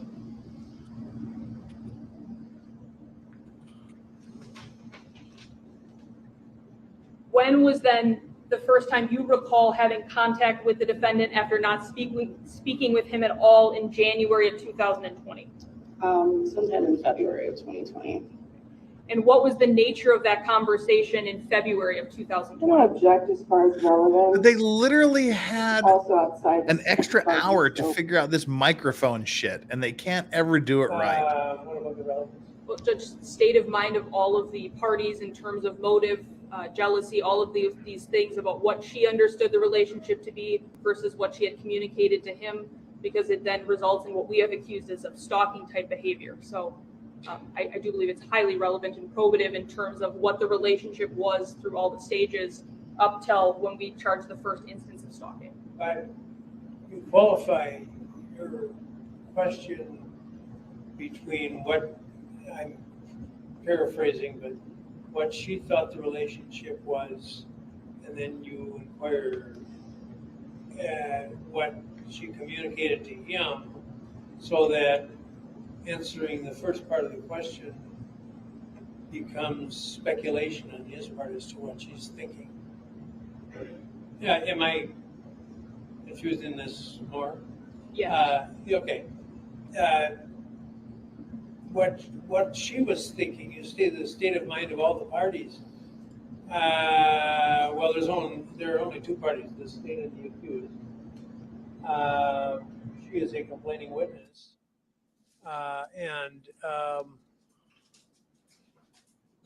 If he's going to be accountable for behavior in which he should know her thinking, then it needs to have been communicated to him. Correct, which is why I'm asking about a meeting they had in February of 2020 regarding the status of their relationship moving forward. I didn't say that was a problem. Okay. Why don't you rephrase your question? Why don't you listen to the judge? After communication had been reopened between you and the defendant, did you meet up with him in February of 2020? Yes, I did. And what was the nature of the discussion you had with him regarding how you were going to be moving forward together? So he reached out to me, and I agreed to have a conversation with him, but only outside in my driveway. And so we had a conversation, and in that conversation, I expressed to him that that I was done with the relationship, and that I did not see it being repairable at that point, based off of what had happened. So 8 years after they I ended it. kind of made it clear, and wanted to kind of figure out, what an agreeable, something agreeable for the kids, like to see the kids, because that's ultimately what he wanted. So I was thinking that was fine to come up with something to do with the kids, but I was done with the relationship. So. And did you take any affirmative steps to move on or potentially look for a new relationship moving forward? I did. I kind of just dabbled on Facebook dating. And did you meet someone named Rosalio Gutierrez Jr. on Facebook dating? I did. And approximately when in February of 2020 do you recall connecting with him over that app? February 13th. And did you then start exchanging messages with Mr. Gutierrez? Yes, we started chatting on Facebook, dating app for a little bit, and then then we exchanged messengers and started to chat that way. Since your relationship with the defendant, since I think you said 2007, was this the first new relationship you had ever really attempted at that point? Yeah, yes.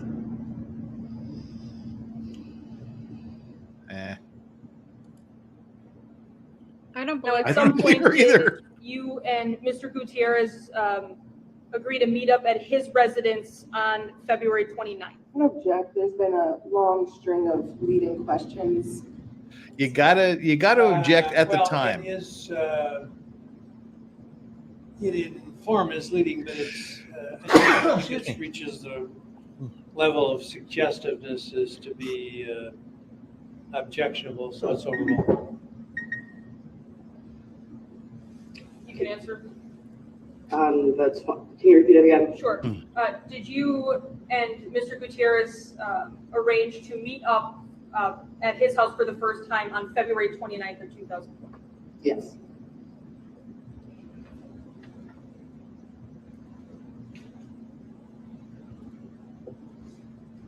Just direct your attention to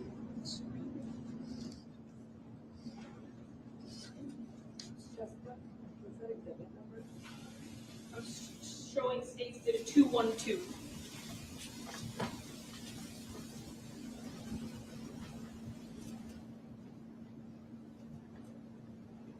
Ms. Beecham, would it be accurate based on the to and from? You would be then in pink, and Mr. Gutierrez would be in this yellow? Yes. Okay. So he says to you, so don't judge my spot, I haven't cleaned, LOL. You then say back, not at all, LOL. And then you ask, we're just staying at your place, right? Like I can wear comfy clothes, or are we going somewhere? And he responds, be comfy, babe, maybe somewhere to eat, but just chill night. You then say, okay, sweet, I'm leaving soon. And he then texts you 3709 15th Street, apartment 1B in Kenosha. Yes. And then he asks you how far a drive is that for you? Is that accurate? Correct. Now, up until this point, had you been to his residence, best you can recall? No. So then you indicate, forgot my phone, leaving again 50 minutes. And he says, LOL, okay. He asks you about a beverage preference. And then moving down here, he ultimately says to you on 2/29 at 6:26 p.m., shared my location because GPS doesn't always send to the right place. Do you recall that conversation? Yes. And when you met up with him on February 29th, do you recall having any problems getting to his residence? Yes. And what was that problem, if best you can recall? I went to the wrong building. I went around the GPS took me around to the side of the building. So then when I got there, I called him, and he said he directed me back around where I was supposed to be. Now, right around that same time frame, did you have some sort of vacation planned with friends? Yes. And where were you and your friends? I'm going to object to this line of questioning the trip that she's about to talk to. The states, this is all hearsay evidence of what's going to come out. She was in Mexico. She did not observe anything that was here, that was going on here. Maybe I'm misunderstanding. You're objecting That this line of questioning is calling for hearsay evidence, that they're going to try to get into a situation that occurred here in the state of Wisconsin when Ms. Beecham was away in Mexico. She has no personal knowledge of those other than what was told to her by another individual. Yeah, I like that. So there's conversation she has with the defendant surrounding this incident. The other individual, Ms. Jacob, will be Shouldn't present be in front of the and will jury, though. testify regarding what she witnessed at that same time. But this is giving the context of the state of mind of the defendant when she goes on vacation, and then their communications both via the phone as well as via text message afterwards. the testimony of the accused, of course, is non-hearsay. Sure. Not testimony, the statements attributed to the accused are not hearsay. The statements which, if there are any that are attributed to someone who, how did this other person become aware of the content of the discussion? So the other person was at Ms. Beecham's home when the defendant came in and caused a scene. So she was a firsthand witness to it, and then Ms. Beecham, in response, had to have contact with both the defendant and Ms. Jekyll. So I'm going to have to make particularized objections to what you claim to be hearsay. Sure, and it's just, I'll do it as the question goes on, but it is to Rebecca Jekyll. It's not obviously to the defendant. Okay, go ahead. So when was this vacation supposed to take place? First week of March. And previously, when you talked about having a conversation with the defendant in February regarding the kids, did you mention this vacation to him in any way? No, And why not?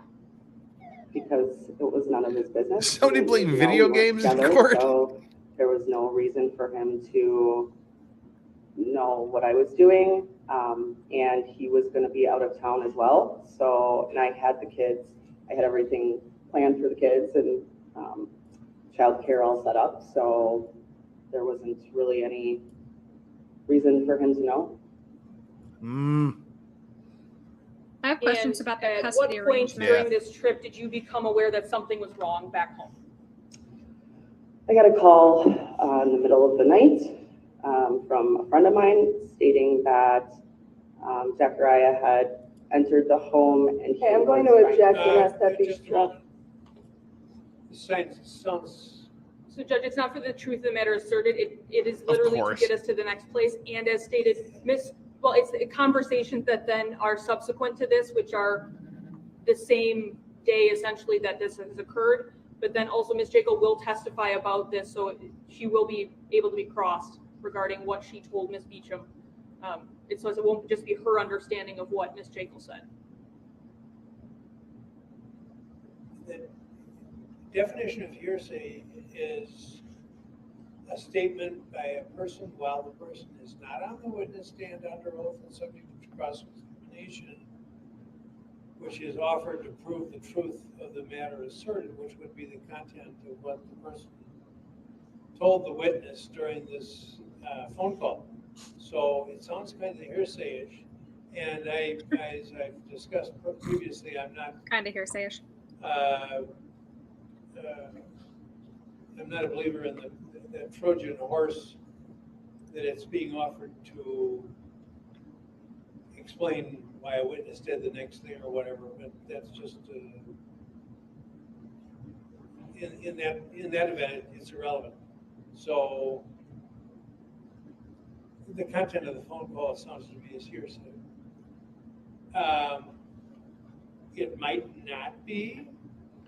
Well, the caller, if the caller has personal knowledge, then if the caller is here and it's subject to cross-examination and under oath, you can admit the evidence that way.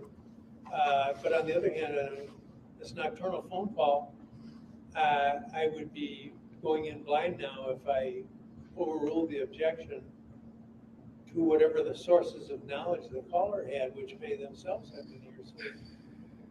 So, the caller's an eyewitness.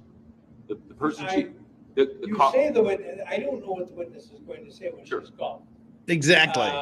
You can say what you want. Call her.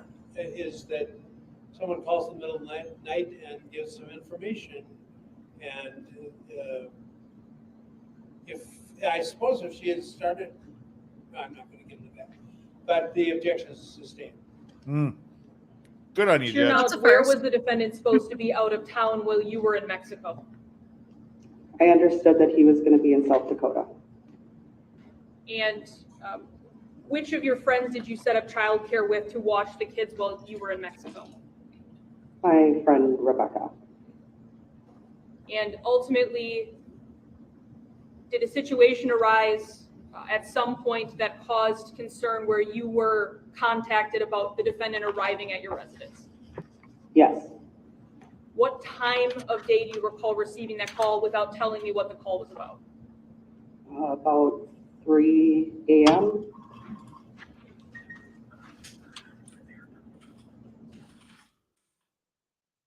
Would that be 3 a.m. when you were in Mexico, or is that that time here? I'm not exactly sure on the time, but it was about 2, 3, you know, anywhere before between 2 and 3 a.m. In Mexico. So it woke me up. Chat, I love you guys. You're great. And at that point, the defendant was at your residence? Objection calls for hearsay. Sustained. Ultimately, did you speak to the defendant about this? Yes, I called him when I was informed that he was in the home. I called him and he did not answer. And so then I contacted law enforcement. Come on, Zach, you can do better than this. At any time previous What were you to thinking, leaving man? for vacation, had you invited the defendant to come over to your home? No.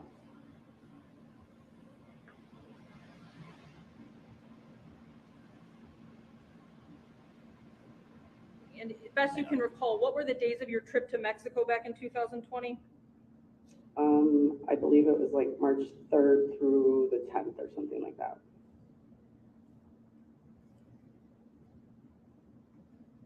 Ultimately, were you able to get text communications through to the defendant on March 6th of 2020?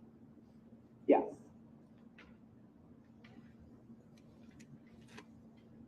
I'm going to show you what's been marked as State's Exhibit 199. And ask if this is a phone number for the defendant that you recognize was in your phone as Zachariah.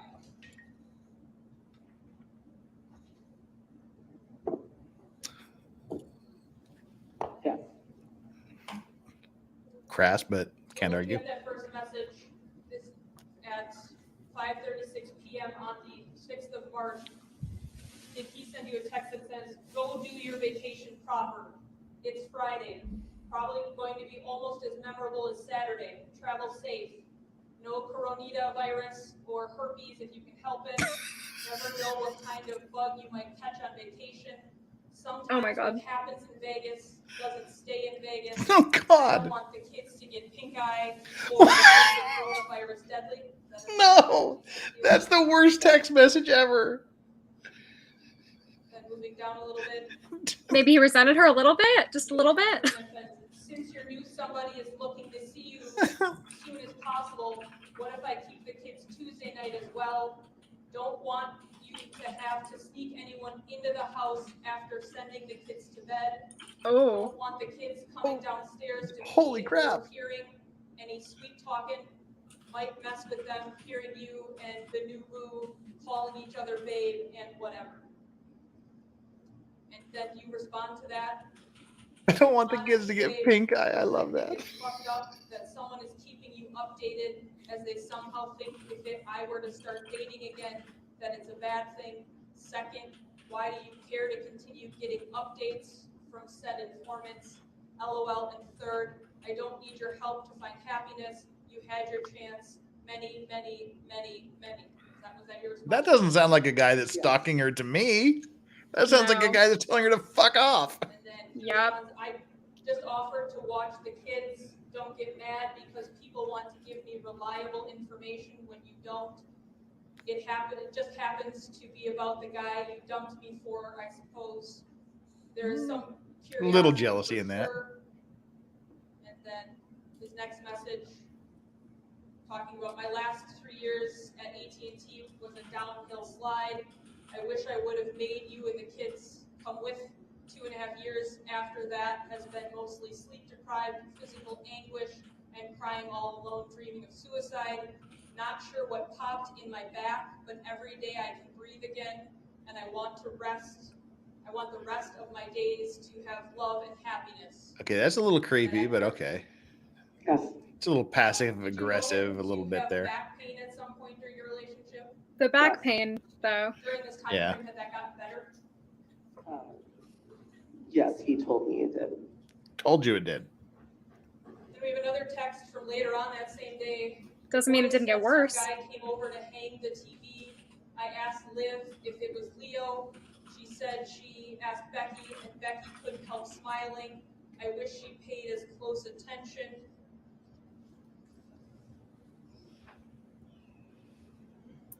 I mean, it's a legitimate concern for him to think about strange men coming around his children. Yep.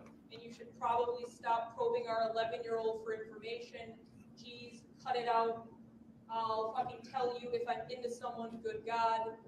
And So she's using the kid as a spy too, allegedly. That poor fucking kid, seriously. Fuck no. I want her to know how a man is supposed to treat her, not control her and make her fear him. Is that accurate? Yes. And then he responds back later on that evening, I won't stalk you. You have told me more than you needed. Just putting some thoughts and feelings down. Your goodbye was very abrupt. Still sorting myself out. Figured you could just ignore it or laugh at me. Is that accurate? Yes. Until that point, had you It's a little odd to say that, but okay. anything about your new Facebook dating relationship with Mr. Gutierrez? No. So you never told him anything about calling Mr. Gutierrez Leo? No. And just to be clear, Mr. Gutierrez was not on this Mexican vacation with you? No.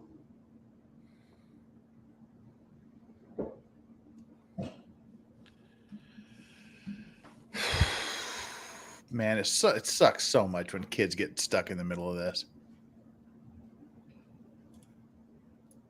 Yeah, and the based on weird your thing conversation is that you can prevent that as a parent 2020 with the defendant, Yeah. by putting your kid leave before yourself. explanations about your personal life? Yeah. No. But some people just can't do that. Because we were not together. We were not in a relationship. He was not allowed in my house. I was afraid of him, and we were not together. You've given no testimony about why you're afraid. I'd like to understand where that statement comes from. From vacation in Mexico, do you continue seeing Mr. Gutierrez Jr.? Yes. And would you describe your relationship as progressing towards something? Yes. Yes. Yes. I'm going to show you what's been marked as State's Exhibit 213. Maybe if I make my voice really high, they'll think I didn't have anything to do with the murder. You got back from Mexico, you believe the 10th? Yes.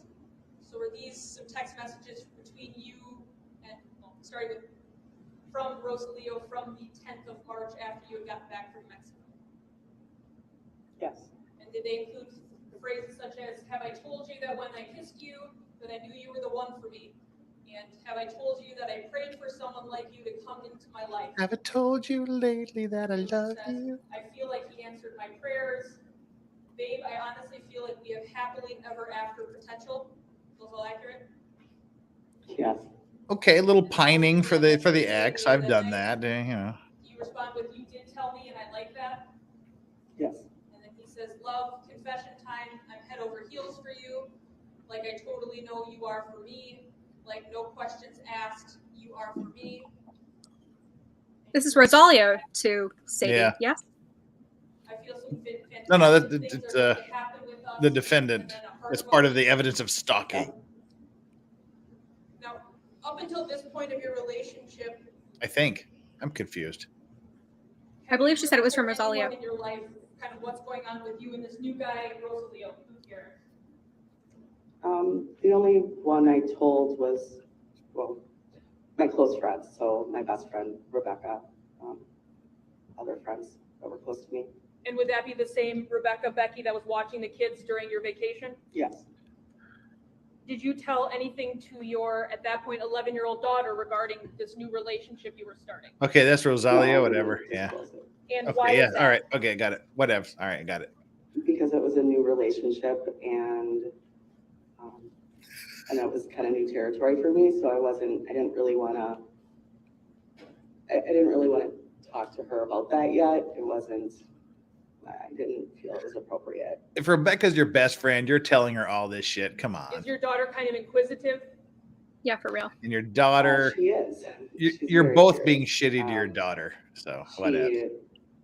She was into phones at that time, so also it was a matter of just her not going into phones and things like that. So I knew she was gonna try to find things out. Can we turn up our audio a bit? Chad is saying it's kind of low. So I just kind of kept No. those things to myself right at the moment. Chad can deal with it. At some point in March, does your daughter learn the name Leo? She did. And how did that happen? So I picked her up from school, and we were in the car, and on the Bluetooth, the name popped up. So, and it was Leo on the screen. And so then she had asked who Leo was, and I said, oh, it's, a friend of mine. And, she said hi, he said hi or whatnot. And then we just kind of ended the phone call. And I just, explained to her that it was a new friend of mine. Now, obviously, there was an incident that happened with the defendant being at your house while you were in Mexico. When you got back from Mexico... I'm going to object. That question is argumentative. Yeah, I don't think so. The formation of the question. I can rephrase it. That would be fine.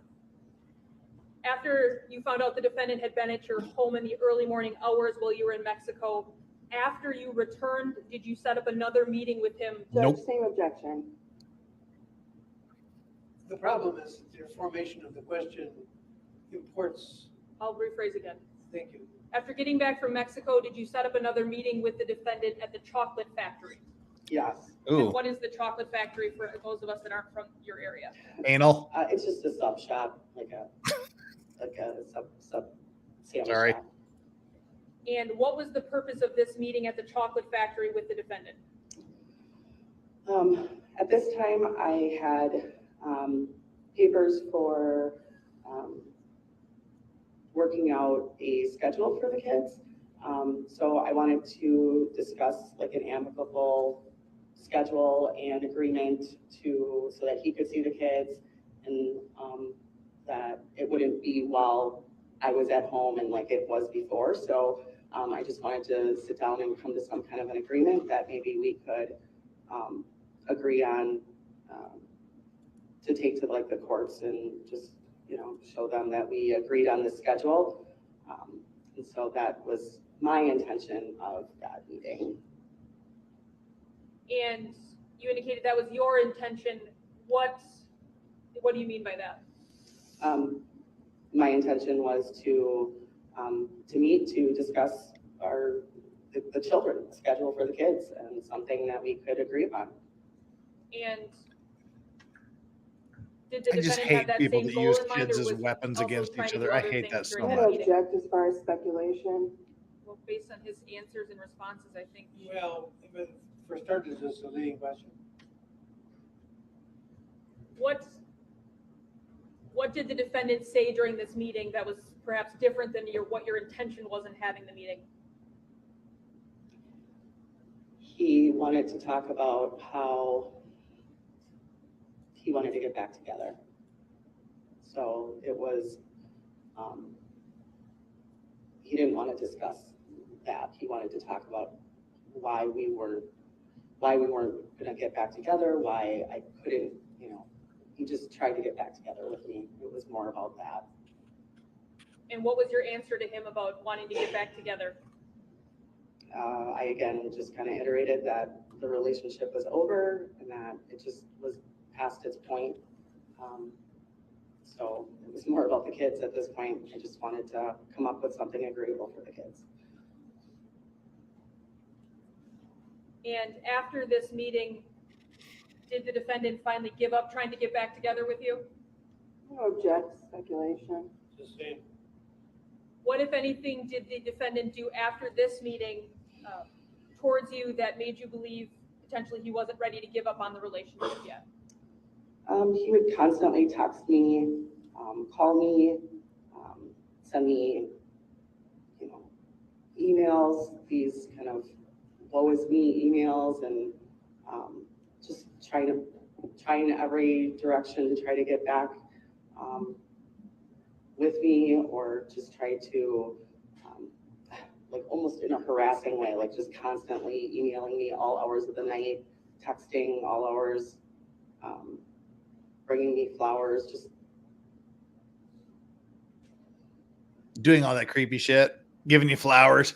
And during this time frame, roughly March 16th of 2020, do you recall finding out that your daughter had gone through your phone? yes. And did you, I'm going to show you what's been marked as State's Exhibit 214. These couple of texts between you and Rosalio, regarding the fact that you had found that out. What I haven't heard yet is her saying, I told him to leave me alone, it's over, and never call me again. And then he reacted with the There's a reason for that. laughed at and just I thought don't this- think she did. What did you think? Is that accurate? Yes, And how did you know that your daughter had gotten your cell phone? because she confronted me about it. So had she read some of the messages between you and Leo at that point? She said that she saw a message from Leo to me.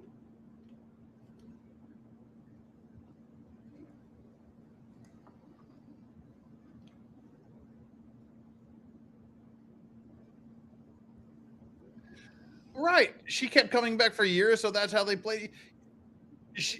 They broke up in 2012, and then in 2020, she decided it was over for good. As March progressed, So why can't he give a couple was extra the months of, contact hey, with the let's keep doing defendant this? the same that you I don't know. previously talked about him trying to get back together with you and things like that?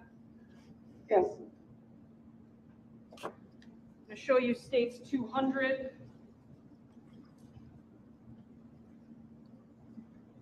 Yeah, the timeline of their relationship is pretty off to me. March 19th at roughly 11:32 in the morning.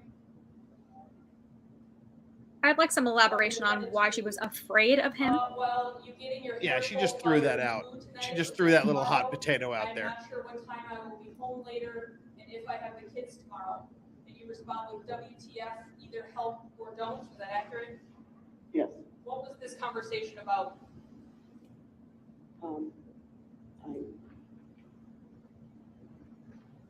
If you could. Yeah, I'm not sure. Maybe I asked him to help with the kids or something. Oh, look, anybody that's divorced and has kids knows sometimes things get in the way. And you call and say, I can't make it tomorrow. I might be a little bit late. And next week. And then he says, I'm saying maybe I get them in the mornings. You got us someone. We can be pals all you want, but I'm dying inside and don't want to be left out in the cold. Is that accurate? Yes. And then further down, a little bit further down that day, he indicates to you that he loves you. Is that accurate? Yes. And then there's a text at 7:45 the next day. Since you are going to be checking your messages later, and I don't want you to have messages from all your new dudes and not me. And he sent you that message. Is that accurate? Yes. And then moving on to March 21st of 2020, a message from him at 5:20 p.m. You and Leo got date night tonight. What's the plan? Is that a message that you received from him? Yes. Had you ever at that point personally told the defendant who Rosalio Gutierrez Jr. was? No. So when he knows the name Leo, that's not something you ever shared with him? No.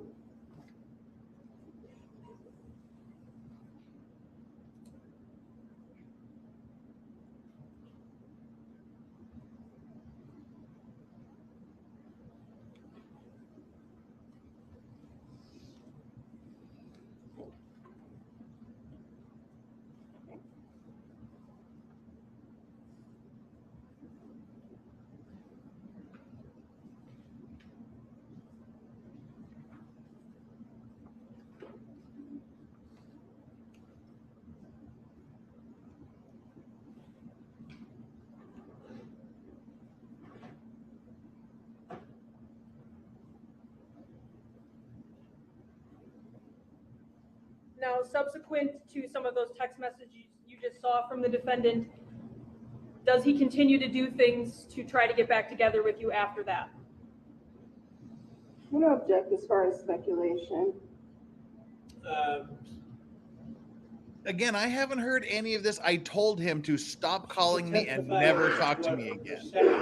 Of the events Yeah. was, the jury will keep in mind that she's incorporating her perception, her conclusions, and it's not, she has no way of knowing, obviously, what's in his mind. Go ahead. Based on your perception of the defendant's words and actions subsequent to some of the texts we've seen from the middle of March, does he continue to try to get back together with you in the following weeks? Yes, And does he do that in the same ways you previously described regarding phone calls, text messages, gifts? yes, Does he continue to tell you that he loves you? yes, I'm going to show you what's been marked as State's Exhibit 202. Text messages from March 29th of 2020. Okay, now February 13th, she met Gutierrez on Facebook dating. So it's only like a month later. He's still trying to see if there's any way to keep it going and get back to each other. That doesn't sound particularly weird to me. I don't have any arguments. I have some questions, some feelings. Good night, Sadie Bear. I love you. Send that to you. yes, Then good morning. Have whatever kind of day you want. I love you. yes, Then does he call you, it appears 3 times between noon and 4:30 p.m. that on the 30th? yes, And then on the night of the 31st, does he send you a text, and I love you? yes, And to any of these texts, do you respond in kind? no, Yeah, I'm not finding the I love you stuff very weird or threatening or unsettling at all. No, it's not like if I can't have you, I'll mount your head above my door. I mean, there's none of that shit going on. So moving into April of 2020, have you still, I'm sorry, strike that. Moving into April of 2020, have you chosen to share any information about your new relationship with the defendant? no, In conversations That's a good with question. you, What about her replies? does he have information about Mr. Gutierrez that you did not share with him? yes, And what kind of information? Yeah, does he context share with matters. you in the early parts of April of 2020 that you did not share with him that he somehow knows about Mr. Gutierrez? his name, and also he mentioned where he lived. And Is this not a small town in Wisconsin? People during gossip. the early parts of April of 2020, based on efforts and deeds by the defendant, is it your perception that he's still trying to get back together with you? Yes, And would it be in this all the same ways that you've previously testified, gifts, phone calls, text messages? yes, he would use, and sometimes he'd use 2 different phones to text me on, so it would get kind of confusing. And Because you have so many dudes, you can't keep them so straight. it would either be like texts, emails, texts on 2 different phones, just a lot of harassing, trying to get back together. why can't Harassing. we, just not letting it go. And were you aware that during some of these phone calls between you and him that he was recording you? No, I did not know at that time. I'm going to play for you a I don't think they lived in video Kenosha. recording So regarding a telephone call from April 8th of I think they're nearby. 2020. There's about 100,000 people in Kenosha, it seems like. Okay. Yeah, I'm pretty sure Sadie said that she lived elsewhere, like nearby to Kenosha. The crime occurred in Kenosha, so that's the jurisdiction. But I believe that Zach and Sadie they were both living adjacent to Kenosha in smaller towns. 255. I could be wrong.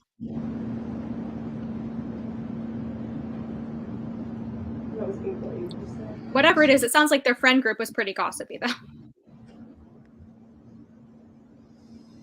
People were in each other's business. I didn't hear from my friend for 2 days. I better go show up to his house and see if he's okay. Yeah.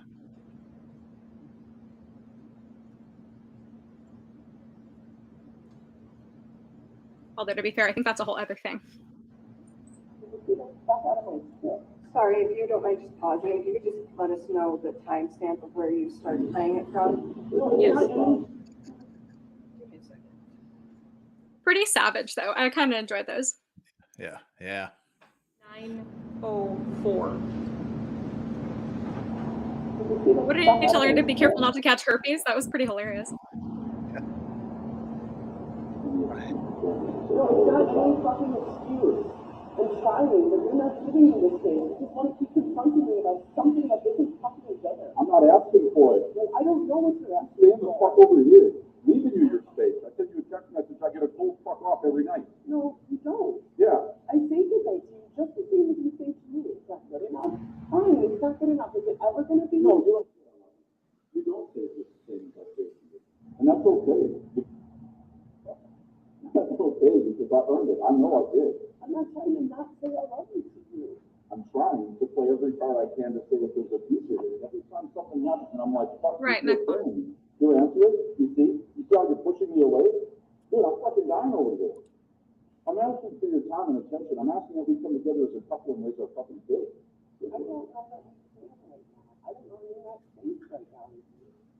I'm telling you that. It's not any different right now. Let a day or two to make a change. I don't see it making a change in a day or two.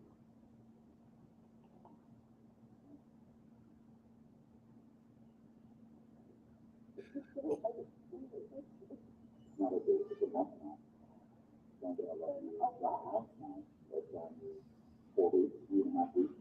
It's telling me I love you every day. Bringing you calls, it's trying to get. I understand. No, I understand. I get it. And I'm not appreciating it. I see it. I understand. It's not that. She just said she appreciates. Anyway. I'm asking for some reciprocity. Not the end of it. Stopping at 10:57. She didn't say stop calling me. So in that conversation,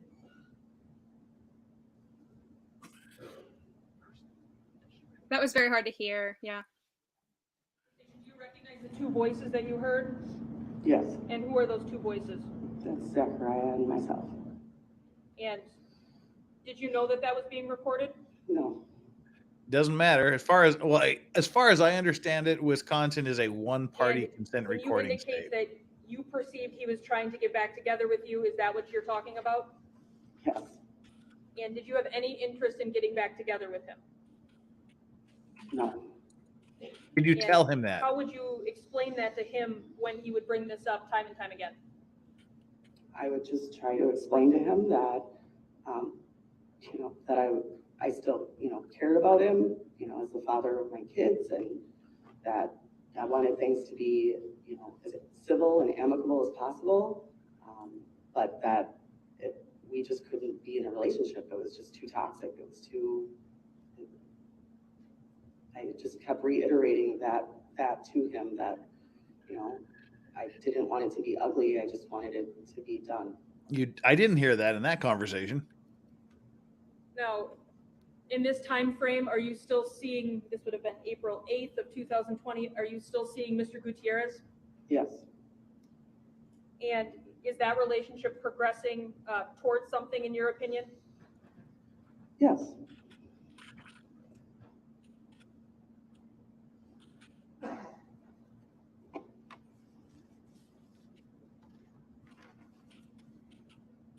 going to show you what's been marked as dates 2/15. Text messages from April 17th of 2020 between you and Mr. Gutierrez. I'm sorry, Counsel, the date was? April 17th, 2020. This is text read from, he's now on your phone as Junior, is that accurate? Yes. And why is he now on your phone as Junior when before it was Leo? Because he he started harassing me about Leo, and my daughter knew that. I'm sorry, when you say he started harassing you, who do you mean? Zach started harassing me using Leo. And I kind of started having a feeling that my daughter was giving him information from my phone. And she knew that his name was in my phone as Leo. So I changed it so that she wouldn't be able to find it as easy and report back.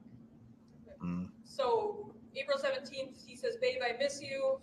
And you respond back, I miss you too. I think I'm kind of falling for you, Rosalio. And then he loves that message. Is that all accurate? Yes. And at this point of April of 2020, how often are you able to go see Mr. Gutierrez? We tried to see each other like every other weekend or a couple times a week. And have you involved your kids in any of those meetings in any way? No. So when you go see Mr. Gutierrez, who would potentially be watching your children? So at this point, we had, Zach was very adamant about seeing the kids and having them stay at his house now. So I allowed. Because he's their dad and that's let reasonable. him do that, and we didn't have a schedule. So oh, she let him. Hard to kind of nail him down with a schedule because he would just want them whenever. So I kind of worked with that. So it was whenever he wanted the kids for a couple of days, and then he would usually have them, and then I would go and hang out with Rosalio. During April of 2020, would the defendant make comments to you about you not being home at night? So there were a few times where I would stay over. That was a little leading, I think. Then I would get like text messages from Zach saying, oh, I see your car's in the driveway, or you didn't come home last night, or yeah, things like that. Approaching with what's been marked as State's Exhibit 203, text messages between you and the defendant from April 21st. I see the first one we're talking about, April 21st at 9:58 p.m. appears to be a series of dots from the defendant. Is that accurate? Yes. And then you respond back about an hour and 15 minutes later with a series like of an dots? ellipsis? Yes. I was going to say, I think they're called ellipses. Is there a reason? Is there some meaning to the dots, or is that just how he texted you that day? I just responded to what he texted. Now, looking down, now we're a couple of hours later, now 1:43 in the morning, a text from him that says, I am sure he is a great guy. Is that accurate? Yes. And then roughly 6.5 hours later at 8:15, he tells you, we stopped by to grab warmer clothes for heading to the lake house. Looks like you didn't make it home, ... again. And you responded back, I'm about to be in a conference call in a minute. In short, I'm tired of all your accusations about where I am. You're really overly paranoid. And then you tell him, I'm just at Becky's, you fool, enough. And then he says, it wasn't an accusation, it was an observation. Is that accurate? Yes. Now,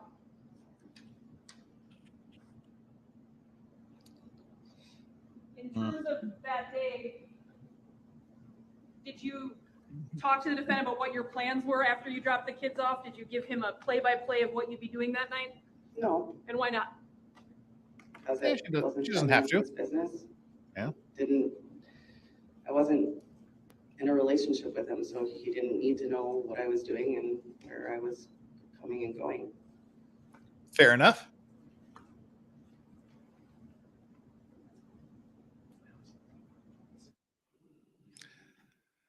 Oof. Wow. To read one of these super chats anyway. So Wolfram says, so she had no contact with him after Turning your 2018. Then in attention 2020, she towards contacted me. April 24th, April 25th. What day is your daughter's birthday? Yeah, I have questions about that 2-year time lapse. And what was the plan between you and the defendant regarding who would have the kids for that special day for your daughter? So we had come to an agreement that we would have separate birthday parties for her birthday. And why is that? Because I was not allowing the defendant, I was not allowing Zach in my house. I was afraid of him, and You keep saying that, but not why.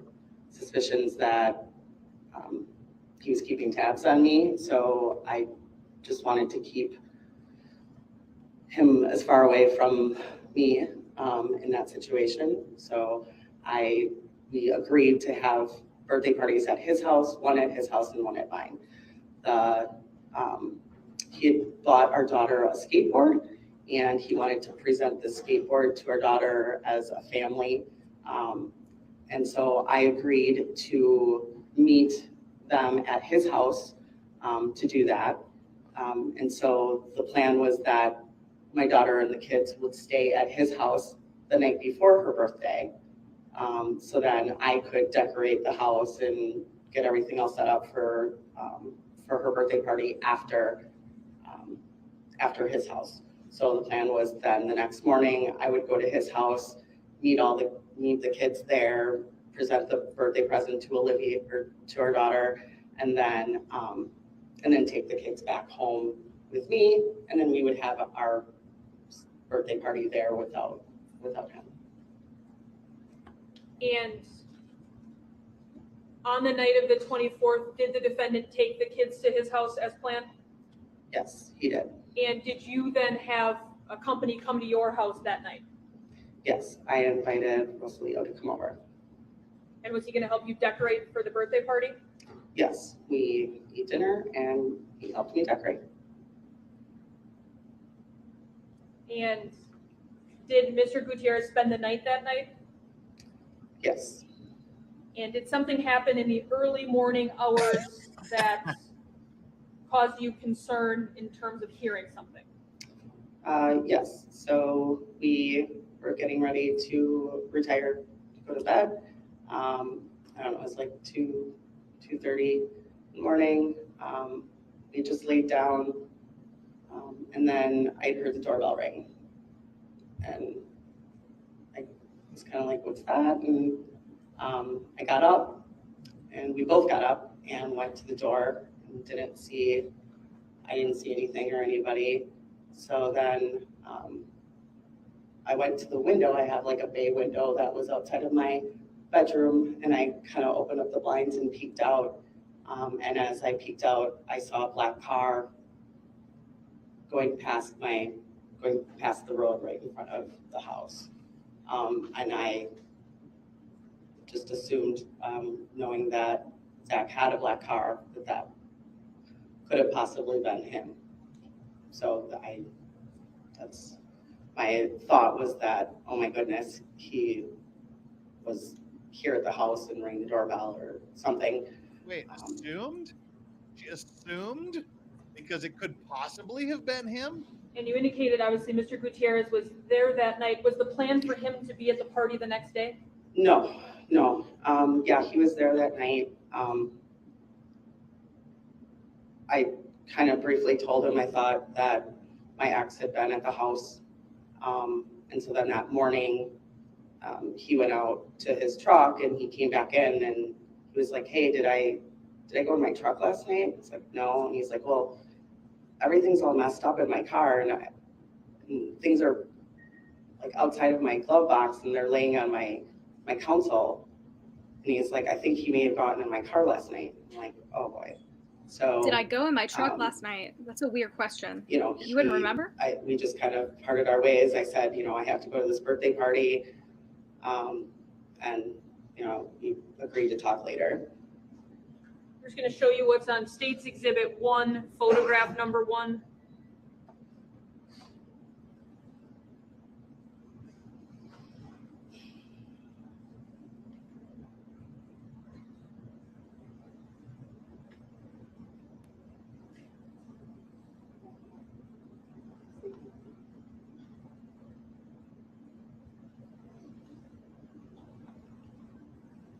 Do you remember, is this the truck that Mr. Gutierrez was driving or had driven to your house that night that was gone through his words? Yes. And is that with license plate, looks like Colorado BAZT26? Yeah, Colorado plates.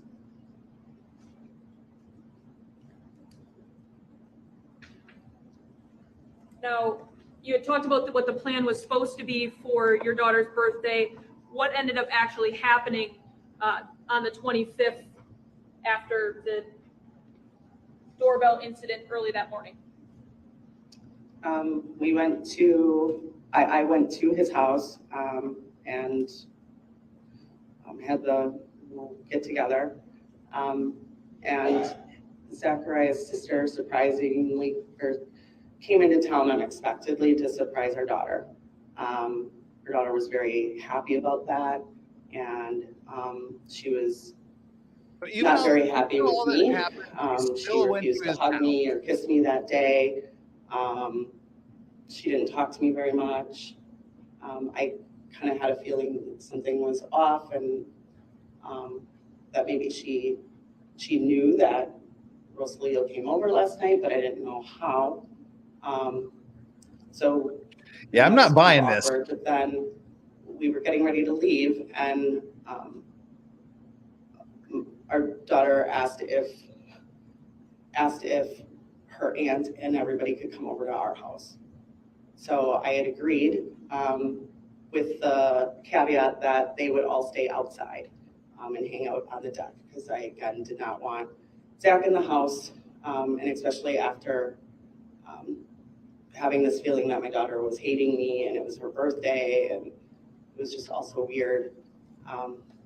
So like I said, I agreed to let everybody kind of come back to the house and hang outside. We opened presents, had cake and everything, and then our daughter wanted to stay over at her aunt's house. So I agreed, said that was fine. And then, so as everybody was leaving, Zachariah wanted to stay and talk to me. And I said, well, can we talk with your family here?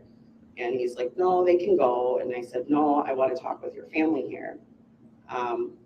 And so he confronted me kind of at the door and said, I had this premonition that you were with somebody else last night, and you were wearing, this pink tank top, and you were listening to this song, and I know what song you were listening to, and come on, tell me, and just harassing me and badgering me about, this premonition that he had, and I have these when I break up with people, that, and I'm like, I don't know you must have been here last night. The only way you would have known any of this. And he's like, no, and then we got into some kind of a back and forth about it, and he started walking away, and as he was walking away, he was like, yeah, his name is, and he just rattled off his name, his full name, and yelled it at me and said, he's Mexican, and just rattled off things he should not have known. And so that I said, you had to have been here. And he didn't tell me until he finally kind of came close to me and said, yeah, I was. I needed to know. And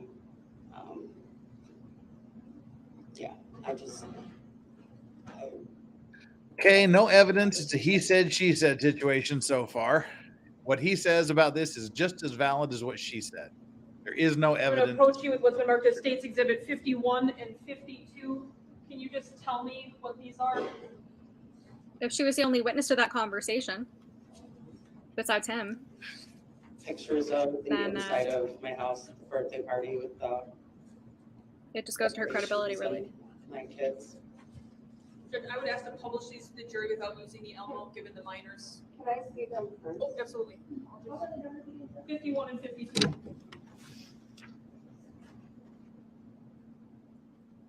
What do you think, Jeff? Is she credible? No. No. I mean, she's no more credible than he would be if he said exactly the opposite thing. There's nobody there. And it's like that whole, yeah, I admitted to being there thing. That only happened when he got really, his family was there, but that only happened when he got really close. So saying only she could hear it kind of a thing. So nobody else, you can't call any other witness from the family to hear that she said that. Yeah, and even if he did say that stuff, Is that what the decorations looked like? I don't think it's evidence of stalking. Is set up the night before the party? Yes.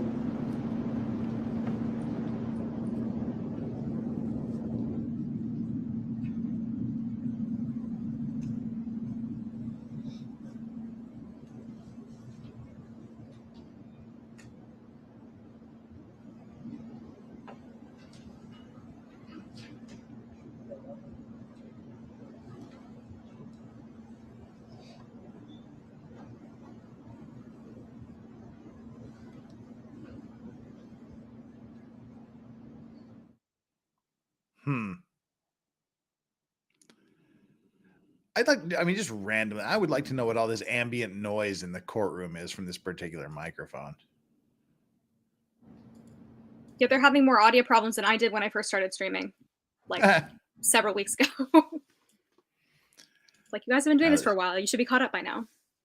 Let's see if we can clear some of these things. Alyssa Ramirez says defense needs to ask if she knew about Gutierrez seeing the court reporter. She wasn't. She was a court clerk, especially the night she told him she wanted to be exclusive. Good point. I mean, he did disappear on the night he was supposed to be meeting this court clerk. Renee Matei said, we love you too. That's back when I said I love you, chat, because you were saying some funny stuff. So thank you, Renee. Appreciate that. And John Diaz, are all these texts back to back or the same day, or is this over a period of years? Yeah, we don't know. Most of they're giving dates for some of them, but not the earlier things that we're talking about. And Charlie Eckert, when Nick covered Rittenhouse, he turned his and the panel's volume all the way down. That may help with the volume issue in this particular. The volume is way down. Videos that had been recovered from the defendant's Motorola G6 cell phone. Yes.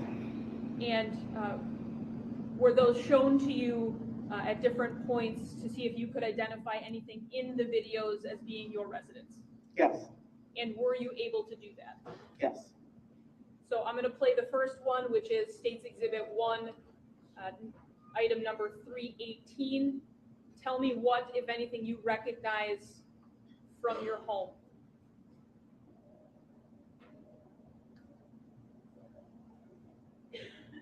That's the patio back, looking into the kitchen. Looks like a back deck. So when you say that right there, that's the deck, and then there's a big, huge, sliding door that looks right into the kitchen, and then that goes, like, if you look further, that looks even further into the They should be showing this so we have a general idea of what's going on. Were you able to identify the decorations that are currently strung there as the same ones that you and Mr. Gutierrez have? It's possible that the daughter is in the pictures. You recognize the decorations. I think that's part of it. Video. Yes, you can see the happy birthday string that's on the top there. That was in the picture. And some of the color at the top, so red and crepe paper. Then I'm going to show you from State's Exhibit 1. Sorry, just for the rule of completeness, I want to ensure it was that entire video, the video in its entirety, please. That 16-second clip of a video was played in its entirety.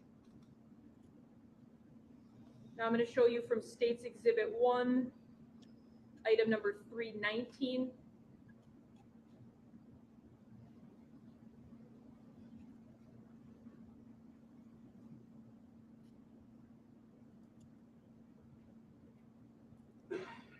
Quickly, while they're looking at that unsung hero, does she have magic bits, or is this all in her imagination that he wanted to get back? Well, maybe he did. I mean, but it's not. We're not talking like this went on for months and months and months. It was like for the month and a half after she decided she was going to start seeing Leo. I'll play this in its entirety. It is a 3-minute and 6-second video. And Miss Beecham, let me know when if you recognize anything.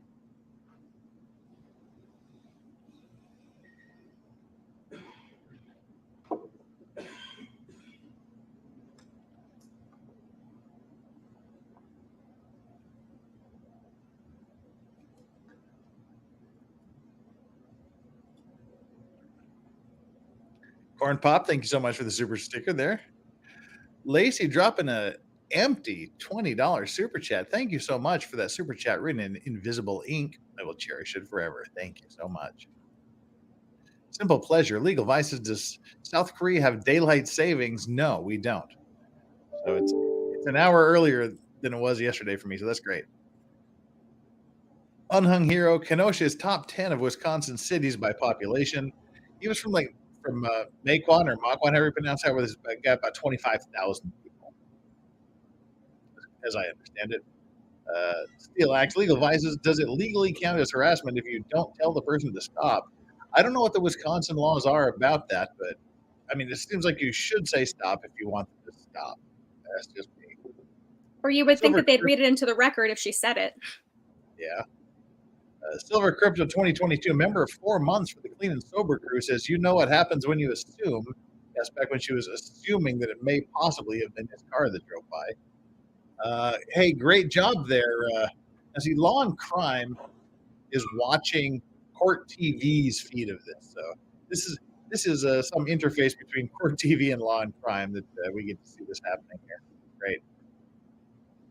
Elaine Danner is not on the same level as Depp's. That's a window that's looking so you can see into my living room.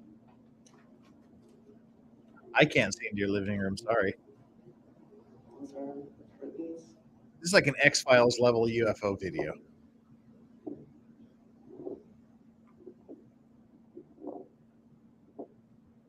Zach was in Macon, says Hero, which is a decent-sized town, like 25,000 according to the Google information, north of Milwaukee.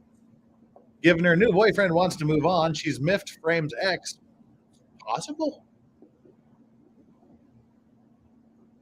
I can't wait until the defense attorney cross.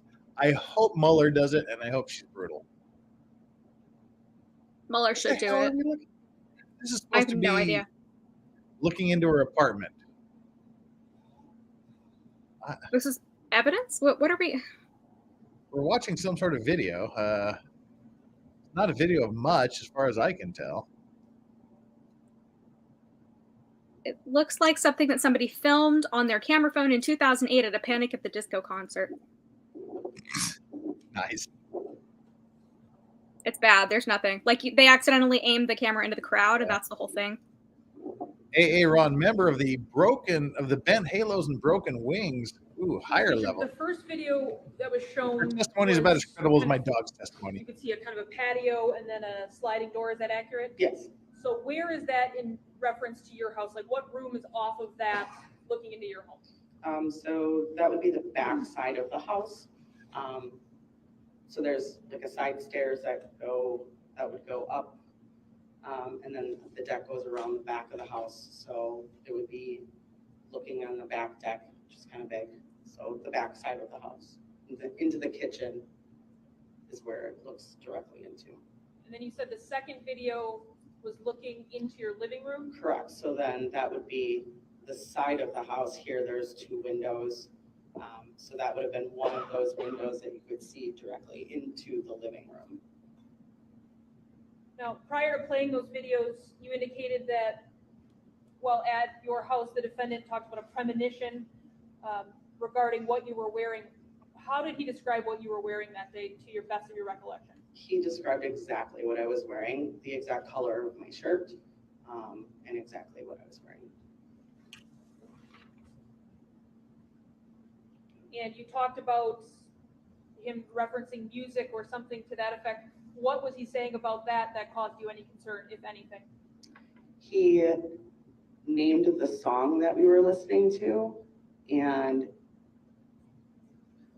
he asked if that was the song that we were listening to, and where's the proof? Told him initially it said no, and he said, why is she smiling? Oh yeah, well, let's see, let me in the house and I'll put it on. Let's see what the last song you guys were listening to last night, and you can prove it to me that you weren't. And I was like, no, that's crazy. But he named the song that we were listening to, so I knew that he had to have been listening or heard it or somewhere in the vicinity. So it was a newer song. He wouldn't have known like that was a song that I was listening to. And do you recall what that song was? Don't touch my truck. Okay. Are you Which is freaking ironic. serious? Which is ironic, seeing how he allegedly touched her dude's truck. Wow. Unreal. Yeah, this is totally true and actually happened. That's a little bit of life imitating art. Now, after If it happened. the defendant tells you these things about his premonition, and ultimately That would be a good guess. details, and he leaves your residence, you guys continue to argue via text message. Probably.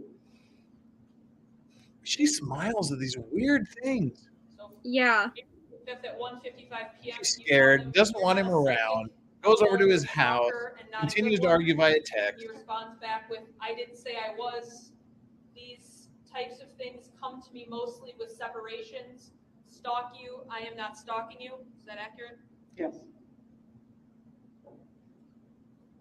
Why aren't they reading her texts as part of this? Hour and 45-minute phone call that occurs. Is that accurate? Yes. And what was being discussed during that phone call? I was telling him to leave me alone and to stop stalking me and having our daughter involved. Where's that text? And then subsequent to that phone call, It was a phone call. Yeah, starting at where's about the text? 6:03 Yeah, p.m. it's convenient. Texting him, maybe you can plan more time stalking me and taking pictures of me in the privacy of my home.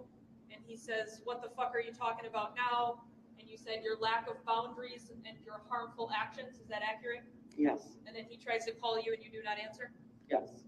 So again, that could just be her doing this to make it seem like he is. And he's like, what the fuck? What are you talking about? Tell him, Is there a restraining order that she filed against him? Do we have evidence of that? Did she call the cops on him ever? you said stalking and taking pictures of me. You said, Show me the evidence. what the hell are you talking about? And you indicate, you said you got a picture. And he says, no, I said I only had the image in my mind. And that women who entertain grown men past bar time probably don't have or intend on platonic relations. And you said, no, you didn't, you're lying. And he says, well, I am paraphrasing, not lying. Is that accurate? Yes.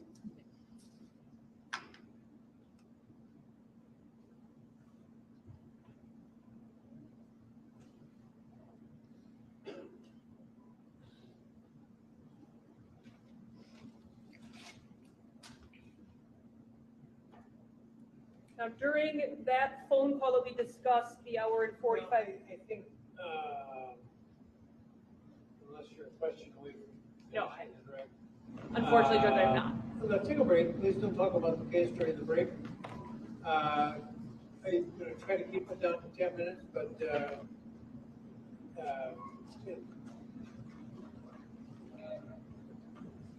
if you're still in the courtyard, we won't start without you. God, this trial's such a mess. All right, looks like we're going to be taking a little bit of a break here. As let me clear off these super chats here, and then Let's do it. Then we'll Super talk. chat time. Okay, law and English.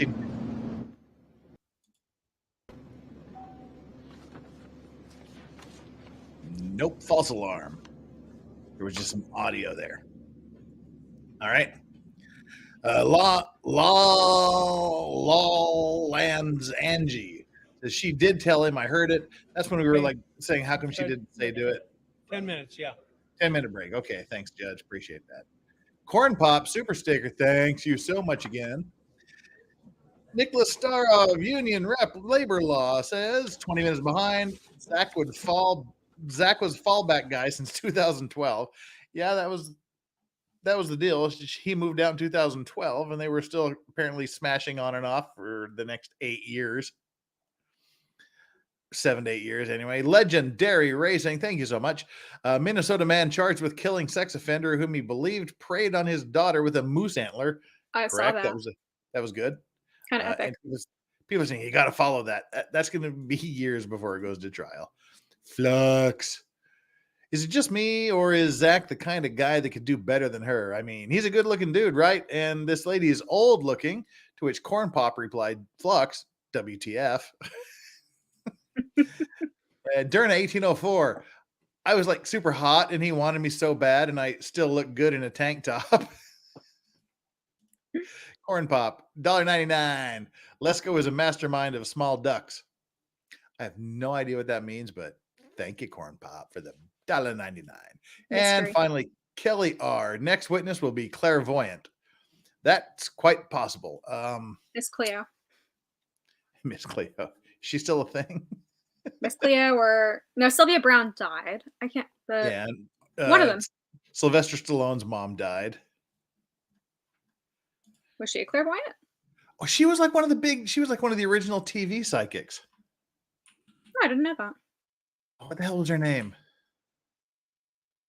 Sylvester Stallone's mother. Jackie Stallone. Like psychic Jackie, or like she was one of the original late night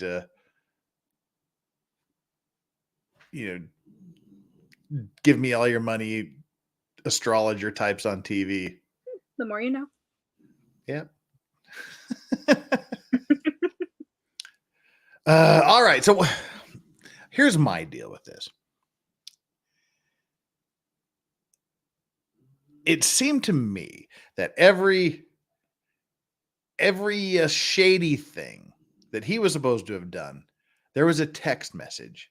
But everything she was supposed to say to counter that or to do something else was telephone conversation or in person whispered quietly where nobody else could hear. So there's no evidence for anything she said about leave me alone, go away, that kind of stuff. But there's all this evidence. And okay, it is a bit creepy that he would know what song was. And again, there is no evidence of this that I've seen that he said these things or guessed correctly. She was wearing a pink top and they were listening to Don't Touch My Truck. There's no evidence of this, but there's evidence. Yeah, go ahead. Sorry. I was just curious, that video that they showed, was that supposed to have been found on Zach's phone, and was that supposed to have been inside her house? I don't even know that. I don't know if that was video he was supposed to have taken that showed the inside of it, like through the curtains, or if it was something she took to show what could have been seen. I didn't really I didn't catch that. Because it sounded like they were introducing that evidence. The way that it was portrayed, it was, I believe they began with her describing something from her daughter's birthday party and describing something about the house, something about the deck. And then she said something about the kitchen. So I don't know if that video was supposed to have been taken by her. We didn't really see anything in there. If the insinuation is that he took the video, then I'd like a time stamp on the video. I'd like, did he have keys to the residence? Probably, because I imagine that he would sometimes have to drop the kids off, maybe wait for her. I mean, maybe he didn't have keys after a certain point because it sounded like she didn't want him in the house. But I'd like to know when that video was taken and if it was from his phone, if it was his video. Me too. Some people in chat are saying that they think it was supposed to be his video, a video from his phone. We can go back and look. I mean, it's possible that defense will address that in their cross. Yeah, I hope so. But I mean, at this point, all of these things that are completely unsubstantiated, the phone calls she said she got without recording, the conversations they allegedly had that weren't recorded, it wasn't followed up by text. Everything she says about those things are just exactly equally as valid and have equally as much weight as if he said exactly the opposite on the stand. Right. Because there's no objective proof of it. You can just take it and go, okay, Pixar, it didn't happen. Yeah, there was a point. I mean, it took a really long time for her to substantiate that she told him to leave her alone. And that came sort of towards the end. And I don't believe that there was much evidence after that. I mean, she described it as harassing her. She said that she was afraid of him, but didn't really say why.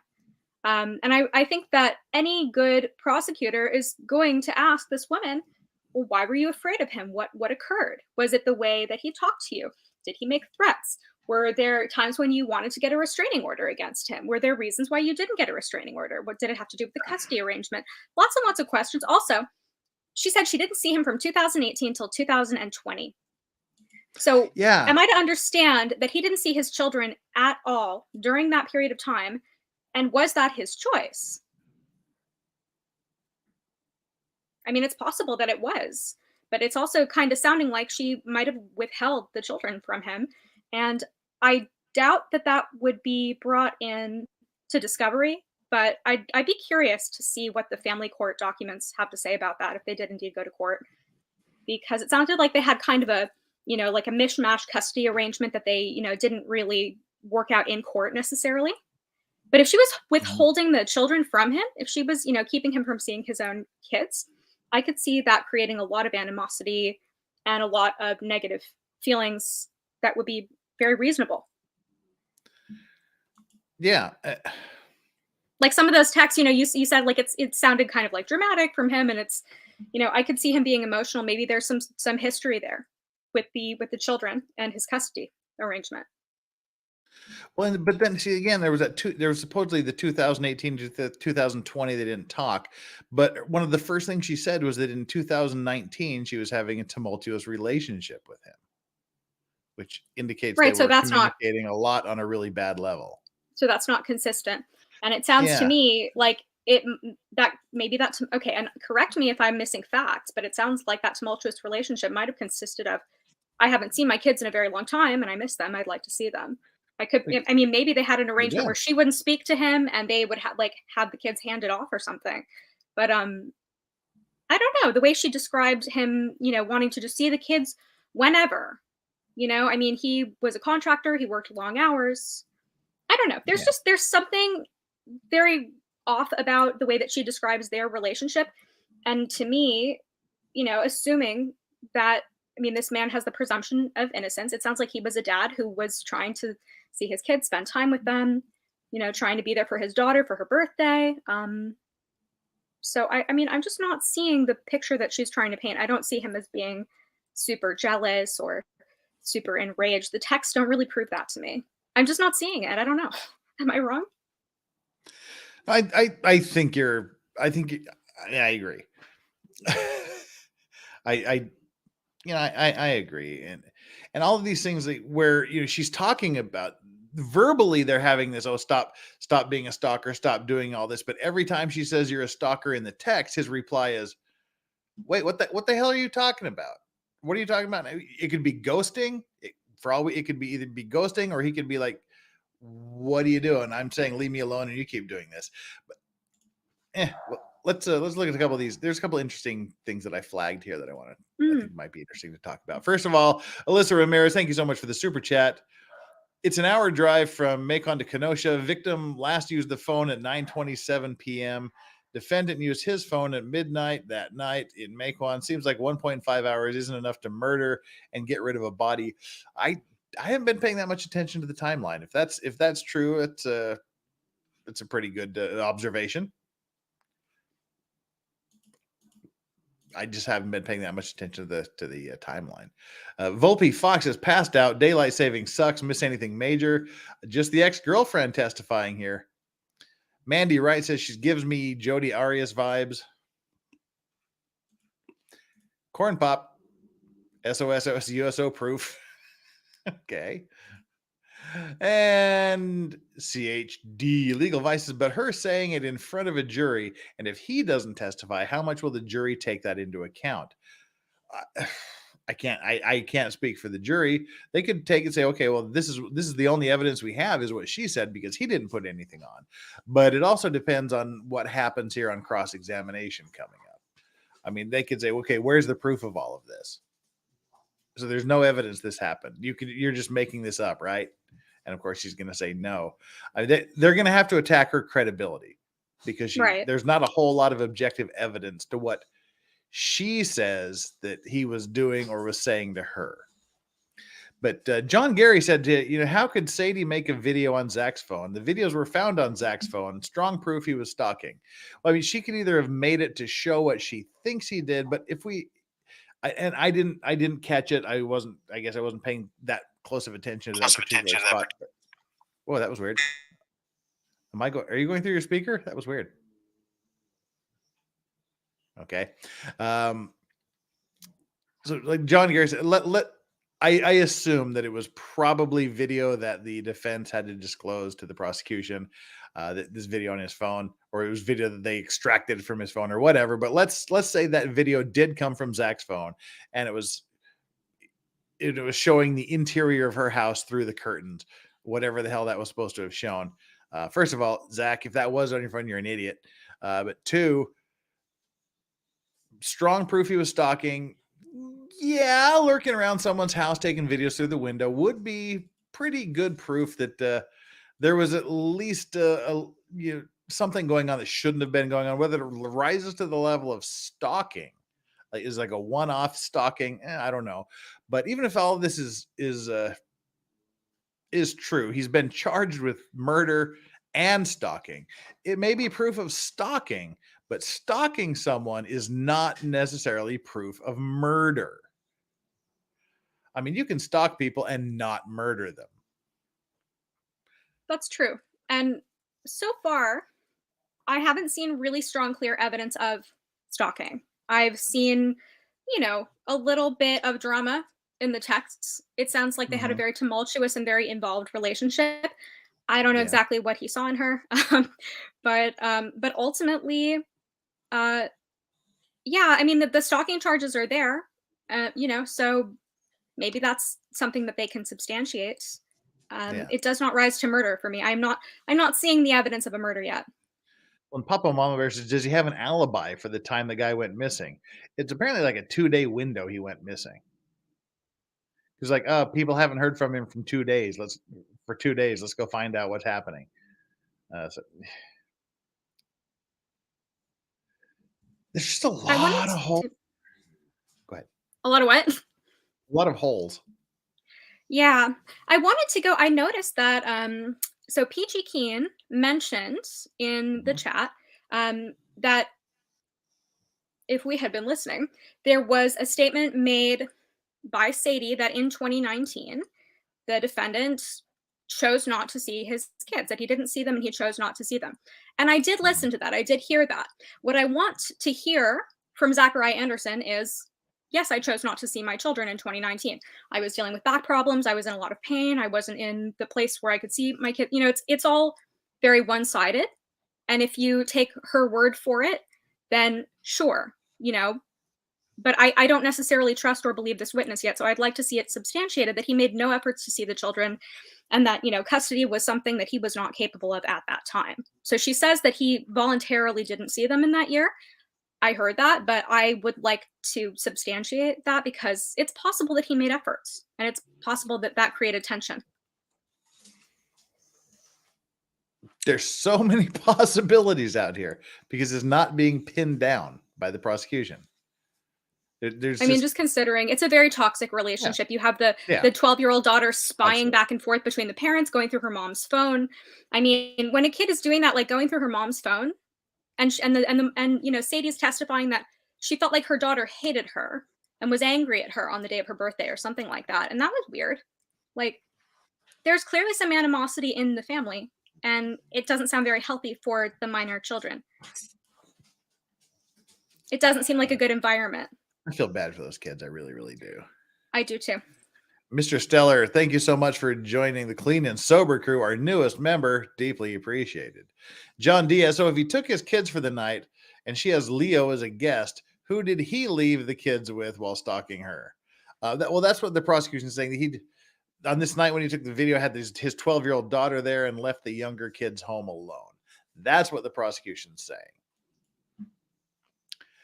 Legal advice, it seems more to me that he was checking out who she was bringing around his kids, which is that's one thing I told my ex when we were having this, like, if you meet someone else, great, good for you. We're done. We're not together anymore. But if it's someone that's a serious relationship, I want to talk to the guy. I want to meet the guy and know who my children are going to be spending a lot of time with.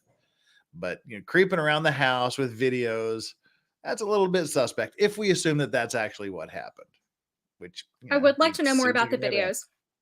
I went through a phase where I watched a lot of like daytime TV, like last year when I had really bad migraines, and I would watch Dr. Phil a lot. And I remember learning the statistic that when children are, put in a household where there's a separated parent and that parent starts dating, it's very dangerous for those kids. Those kids are subject to potential, sexual exploitation. It's reasonable for a father to be concerned.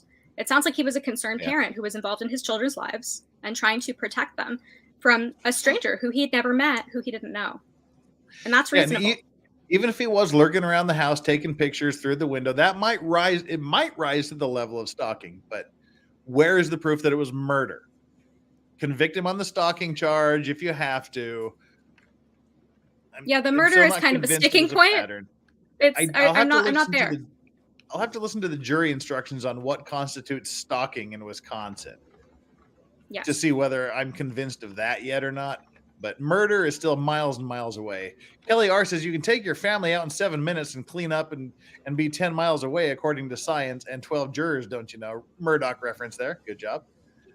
And CHD says, I wish Britney Spears would realize that just because I'm stalking her doesn't mean I'm going to hurt her. Thanks for the legal advice, Jeff. No, it was not legal advice. Do not ever even joke about that on the channel. Nothing here is ever legal advice. And I certainly wasn't that. We were saying that it doesn't necessarily rise to the level of murder. So yeah, just have to clarify that, because when people say that, you have to make extra sure and extra clear that nothing on this channel is legal advice. It's all entertainment and commentary. No. Jury's been called. They're on their way down. Okay. And they're here.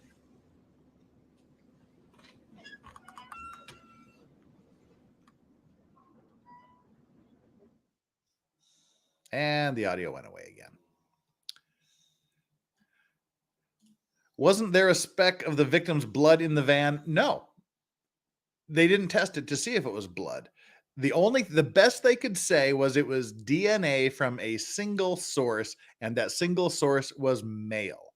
They could not exclude the defendant as the source of that DNA.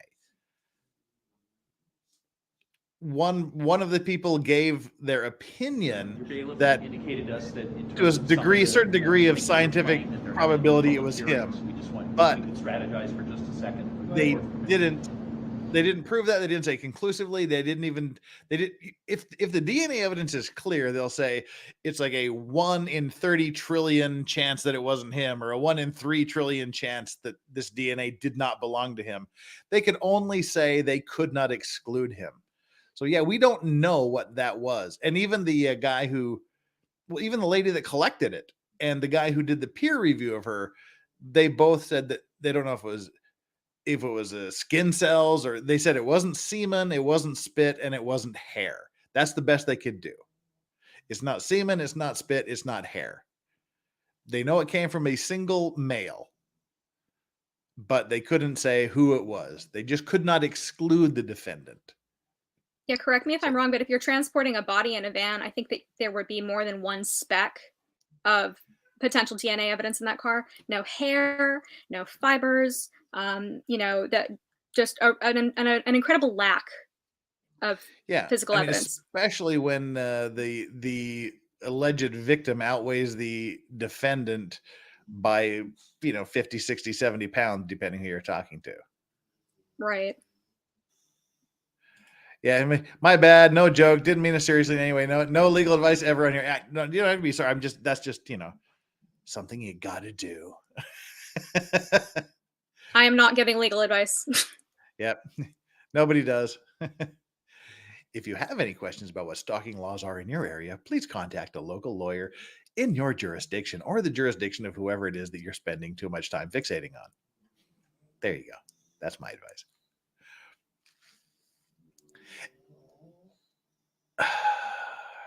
All right. If you didn't hear it, the prosecution asked for a few minutes to strategize. So they're talking amongst themselves. Did they prove Junior broke into the van yet? No, they said, Junior Gutierrez is Junior. They're speculating that they said that they thought that she saw a black car and she knew Zach had a black car, so therefore she assumed that it's possible that he may have driven by her house. And then the boyfriend asked the weird question, did I go out to my truck last night? I would know if I went out to my car last night. So for him to say, did I go out to my car last night, was weird. But then he allegedly went out and found some stuff pulled out of his glove box, and he thought someone broke in, so they assumed it was him. As far as the alleged victim breaking into the defendant's van, that'll be something for the defense to do during their case in chief. But during her opening statements, which are only statements, it's not evidence, it's not argument until they introduce the proof into court. But she did say that the Gutierrez, the alleged deceased guy's Gutierrez cell phone pinged for the location where the defendant's van was located. So they're putting his cell phone where the defendant's van was. But again, that's only a statement at this point. It'll have to be brought up in the defendant's case in chief if they choose to do so. And that's the important thing to note. Again, we have to keep emphasizing this. The defense does not have to prove anything. They don't have to prove alibis. They don't have to prove anything. It is entirely the state's responsibility to prove the guilt beyond a reasonable doubt. So we have to assume that the defendant is not guilty. We have to assume he didn't do it until the prosecution provides evidence beyond a reasonable doubt.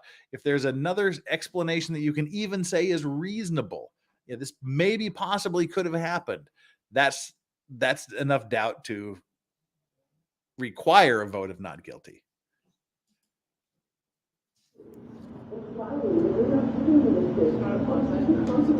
Okay, pause. Is that better? Is that still? Yeah, touch DNA could have been on a spec. The one thing they did say was that touch DNA is a bad source, so they didn't think it was skin cells. They didn't think it was. They don't know if it was skin cells. They didn't think it was. They could only definitively say it wasn't saliva. It wasn't semen. It wasn't saliva, and it wasn't hair, I believe. Still speculating. Still strategizing here. And Nick Lestarov, that needle pin DNA. How many of Latino heritage did they test it against? Just Junior, 10 people, 100 people? We don't know. They just said it was a single source, and they couldn't exclude him. And Hayden is now awake. Oh, excellent. If you're listening, Hayden, no, not lunch yet. They just had a break.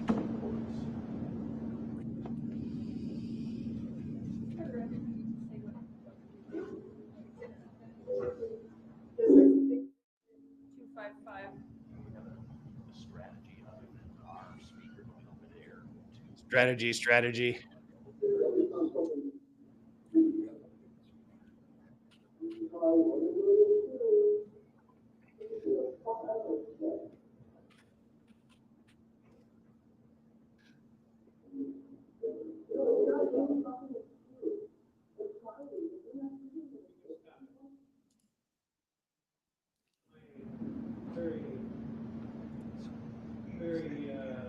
I'll be right back.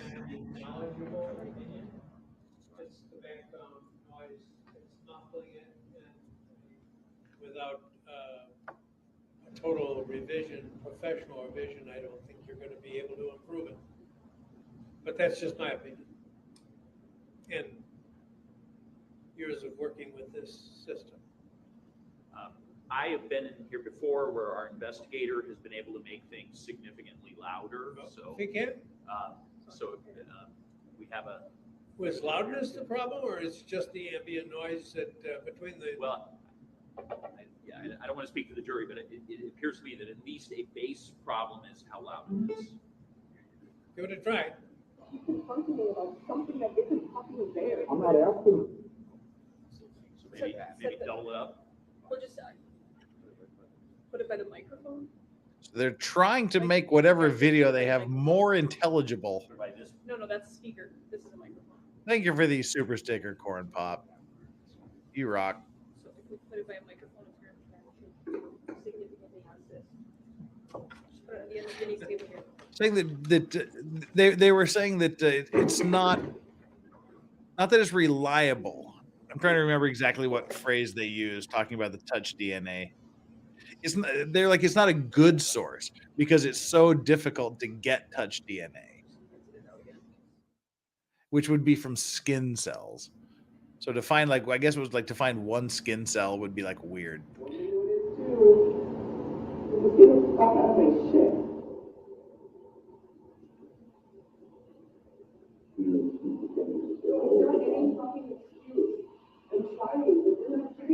It is 11:37 a.m. in Wisconsin.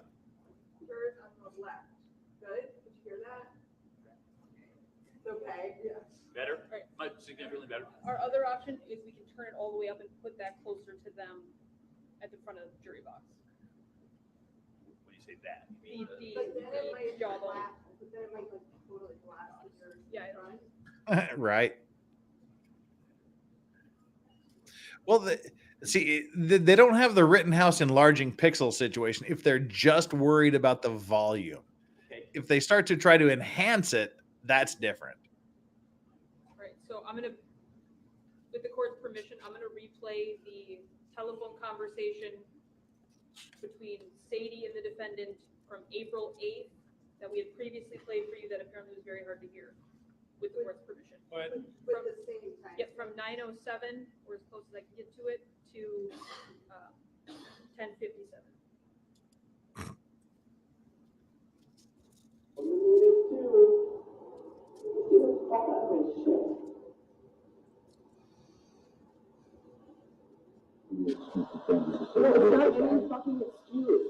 I'm trying, but you're not giving me this case. You just want to keep confronting me about something that isn't fucking there. I'm not asking for it. No, I don't know what you're asking Stand the for. fuck over here. You can use your state. I think your text message, I get a full fuck off every night. No, you don't. Yeah. I think it is.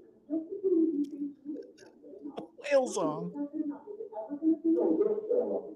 don't say this so you can say it to you. And that's okay. That's okay, because I learned it. I know I did. I'm not trying to not say I love you. I'm trying to say every time I stand and say that there's a future. Every time something happens, I'm like, fuck you, you're killing me. Your answer is you sound pushing me away. Dude, I'm fucking dying over this. I'm asking for your time and attention. I'm asking if we can say there's a couple and there's a fucking good. I don't know what you're saying. I don't know where that's based right now. I've told you that. It's not different right now. Not a day or a week or a change. I don't see it making a change in the day or week.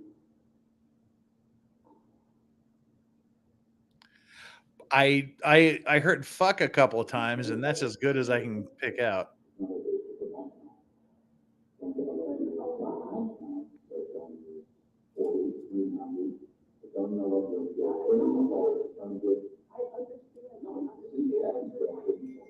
I understand.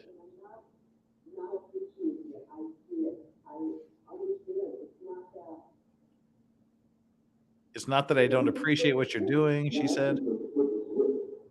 I'm asking for some reciprocity.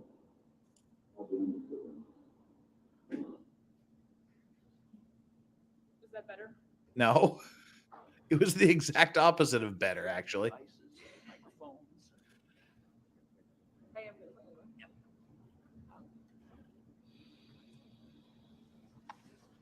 Prior to the break, we were on April 25th of 2020, after the conversation you had with the defendant regarding his premonition.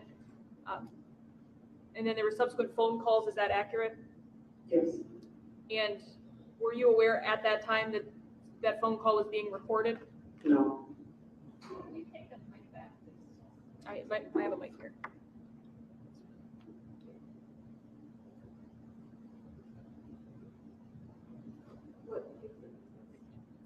Same exhibit 255. Okay.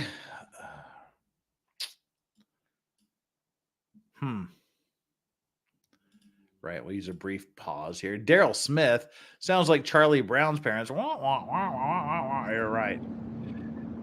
And it's me, Josie81. I need to know why she was afraid of him. Yeah, she just kept saying I was afraid of him. She didn't say why she was afraid of him. Jesus Christ. That hurt. There's no way to cross it. You have to wait. There's a fucking line. Regardless of my fucking life. And that is what you fucking cross. It's not okay. None of it is okay. And if you think it is okay, then you go figure that shit out. You kicked me to the curb saying you got other guys. To the fucking curb. I told you how I felt. I was fucking honest about it. You don't want to fucking hear it. You want to hear it a different way. I don't know what to tell you. No, you said give you some space. Not you got dudes coming over to spend the night. Okay, so give me some space to do what the fuck I want to do in my own time. Yeah, whatever you want to do does not mean. It's not me. That does not mean that you get to decide who I fucking hang out with or that it's wrong that I do or I don't. No, I'm not saying wrong. I'm not saying wrong. And Sadie, I think. But no, we're sorry, but okay, no. You need to get.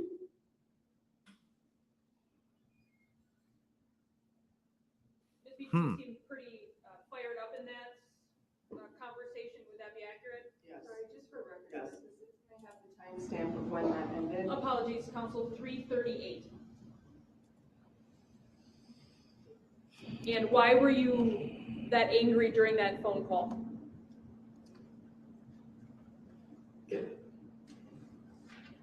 Because he wouldn't stop. I asked and had been as honest about my feelings and that there was no chance for a relationship, and he just would constantly try to have these kinds of conversations with me. No. And that No, night, no, on no, the no, night no. of the 25th, did you have some subsequent conversations with your daughter regarding some of these things at all? Yes. After Zach told me that he was at my house the night before, that he did look in the window and he did take a picture, I then was curious because obviously my kids were at the house with him. So I asked our daughter if she knew if Dad had left or kind of what had happened, and she told me that he did. What? And that he came to the house, that she knew he came to the house. And I asked her how she knew, and she said, well, Dad showed me a picture, and you were there with somebody else. And she began to tell me some details about that night as well, that she shouldn't have known either. And I asked her how she knew that, and she said that she had seen a video or a picture. Now, the night of the 25th, she was staying somewhere else, is that accurate? She was on the night of the 25th, she was at her aunt's house. Well, she was at her uncle's house, spending time with her aunt. Yeah. Yeah, that's a bit hearsay-ish. Did you then get the kids back the 26th? Correct. And did you have more in-depth discussions with your daughter regarding what had occurred or what she knew of what had occurred? Yes. And did you share some of that information with Mr. Gutierrez via text message on April 26th? I did. All right, I'm going to show you what's been marked as State's Exhibit 218. Did she just say that the daughter was at her aunt's house the night of the 25th? I think so. That directly contradicts opening statements by the DA. What the DA said was the daughter went with, and she looked in the window. Yeah. I thought, I didn't know if they were talking about different things or if they were talking about that night. I don't know if those are different nights or just one night, because I was thinking about that same thing. Well, the 25th was the daughter's birthday, and the DA said that the night before her birthday, maybe, they went to the house together, and he left the twins at home. And she peeked in the window because she wanted to. So maybe this was supposed to have taken place on the 24th. I could, but I remember that distinctly because he said it was the daughter's birthday. Okay. I don't remember that he said it was the daughter's birthday. I just don't remember that. So yeah, so if it was the same event, that does majorly contradict it. Since he brought the kids home, and he responds with, "Really, that sucks. Are you and her okay?" And you respond with, "We are now a bit, but more info." Is that all accurate? Yes. And then does Mr. Gutierrez ask, "Did he record more?" And your answer is, "He took your vehicle registration and note from a DJ. When he left today, he said, 'You know that fucker doesn't care about you. He really loves DJ.'" And then you say, "I wasn't sure what he was saying and why, but then Liv just told me he took something from your car." Is that all accurate? Yes. And that whole part about DJ, what do you remember about a conversation with the defendant regarding him mentioning a DJ? That is all he said was that there was a note in Mr. Gutierrez's car that he assumed was from someone that Mr. Gutierrez may have been involved with, and that I don't know what the letter said, but he felt as though that this was some kind of a love letter or something. I don't know who DJ is.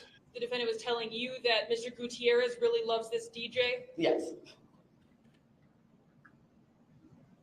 And then after those texts, it says, "and still has them, including this letter, so he definitely was here." Is that accurate? Yes. Did it freak you out at all, knowing that the defendant had been at your Define freak you out. Absolutely. And why did that freak you out? Because he was supposed to be with the children, and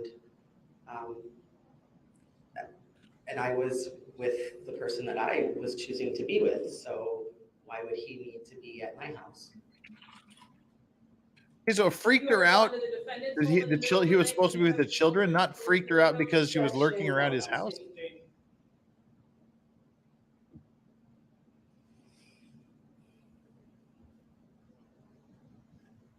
Eh.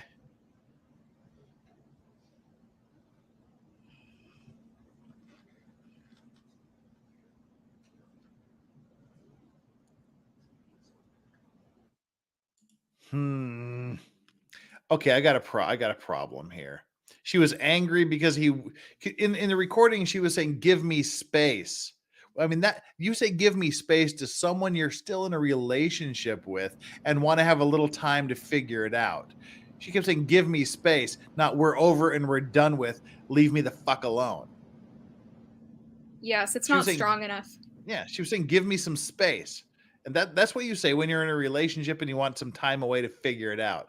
And then she was angry because he wouldn't stop because there was no chance of a relationship. She didn't say there was no chance of a relationship. She's saying, "Give me some space," which implies they want to figure out whether there's still a relationship or not.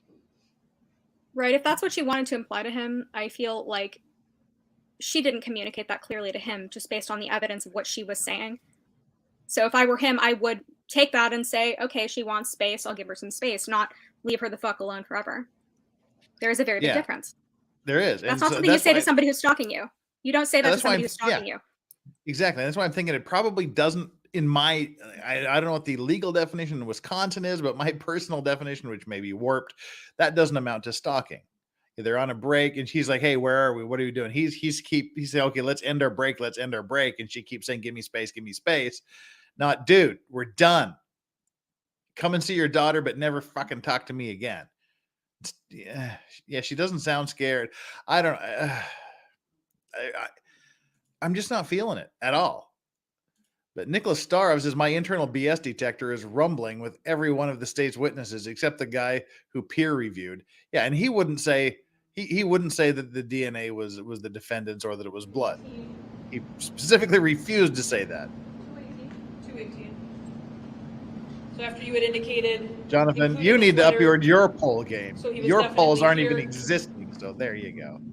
I like the polls. I don't know what you're talking about. Does Mr. Gutierrez say, "LOL, that's funny"? So that note was in the passenger side back seat pocket, and then he has a letter from the last owner of the car, and you respond with, "LOL, I have no clue and don't really care, LOL." Lots of And then LOLs for indicates someone who's scared of the guy. that it was found the other day when she was riding This in is the to back Rosalio, seat. I believe. Yeah. Yeah. And you say, really, I'm not worried or questioning. I'm fucking pissed he removed your personal information What? from your car. I'm not. She's not worried. She's not And worried then a or minute later you questioning. say, Liv wants to meet your kids before you, LOL. She's not worried. What does that mean in terms of what you've now been talking to your daughter about, given what she's learned? So I had a discussion with Olivia, with my daughter, and she had divulged some of this information that I found out about her dad having his information. So I was trying to ease her mind about the relationship because now Zach had given her all of this negative information about him. So I wanted her to know who he was and that he was a father and that he had children too.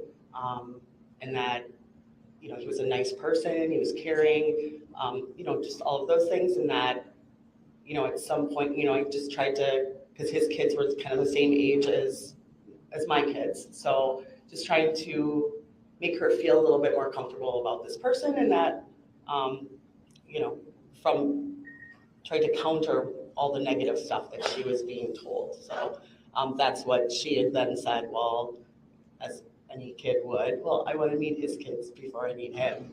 So it was just kind of, I thought it was kind of cute. And so I just passed on that information. Now, at this point in your relationship with Mr. Gutierrez, did you see it progressing further than what it currently was? Yes, I mean, at this time we were seeing each other frequently and had conversations about Frequently, but not exclusively. moving forward. No, he was seeing a bunch of other women. Yes, including the court clerk that showed up the day he went missing. Dun dun dun. Now, did Mr. Gutierrez ever tell you that he, after learning of his stuff being taken God to his led her truck there. on 426, went over to the defendant's home? He did not.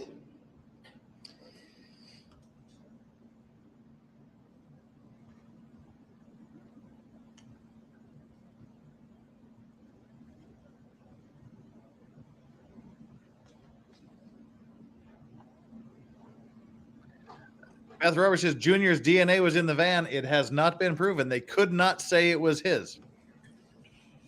It was not a match. The best they could say was he could not be excluded. They said the only thing they could say with scientific certainty was it was a single source DNA, and that single source was a male. They couldn't say it was his. That is an incorrect statement. They weren't able to rule it out and say that it was not On April his. 26th, But it could have been as part somebody of your else. Text conversations, did he text you back and forth with the idea that he wanted to pay him a visit? He did. He said that he had thought about going over there and just confronting and, you know, letting him know, like, hey, amicably, like, hey, you know, I'm in a relationship with her. Like, what's the deal? What do you need to know? I don't know, guy stuff, I guess. But he never told you that he actually did that. No. He said he was thinking Bring of the it receipts and then and I'll he had admit gotten I'm in the wrong. car and he was gonna, and then he just decided not to. And we kind of talked about it, knowing that how I might feel about that.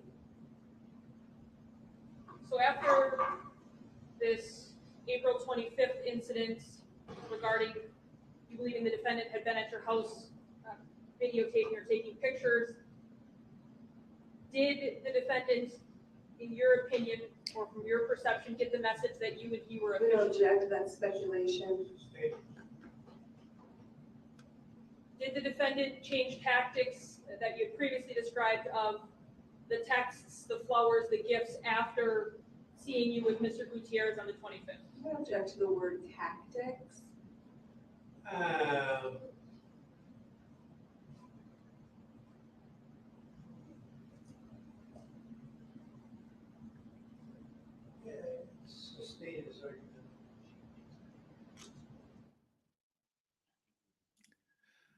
Okay. After April 25th, when he had seen you with Mr. Gutierrez, did the defendant change his behavior towards you in any meaningful way? He just became more harassing. I guess just more weird things. I mean, my daughter kept telling me about,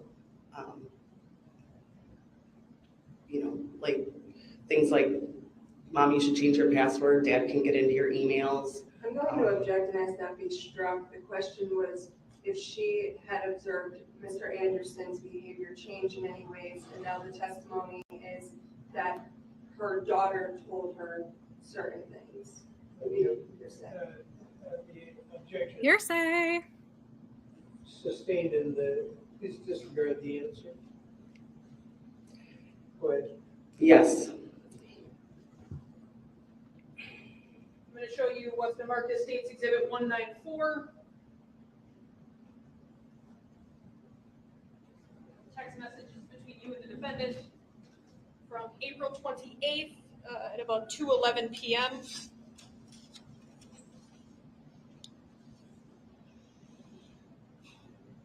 At 2:11 p.m., does he text you, "Not much is going to hurt worse than watching someone go to bed with the person you love and listen to them explore their space with the lights out"? And did you respond back with, "Shut up, you didn't hear anything, you assume. No one was exploring anything but the other side of our eyelids"?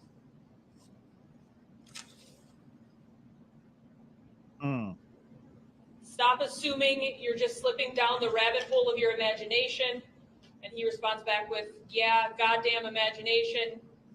None of that is any of my business though anyways." Is that all accurate? Yes.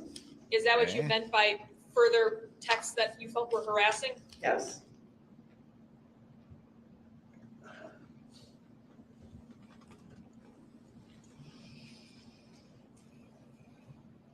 At that point on April 28th, had you told the defendant anything that would open the door to you guys getting back together? No.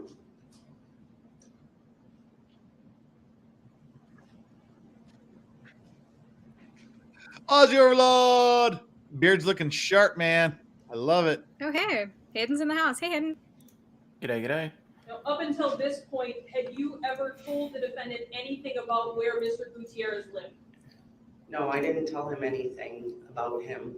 I didn't divulge any information to him, and I was very vague about the information I divulged to our daughter as well. An approach with what's been marked as State's Exhibit 195, text messages between you and the defendant from April 29th of 2020.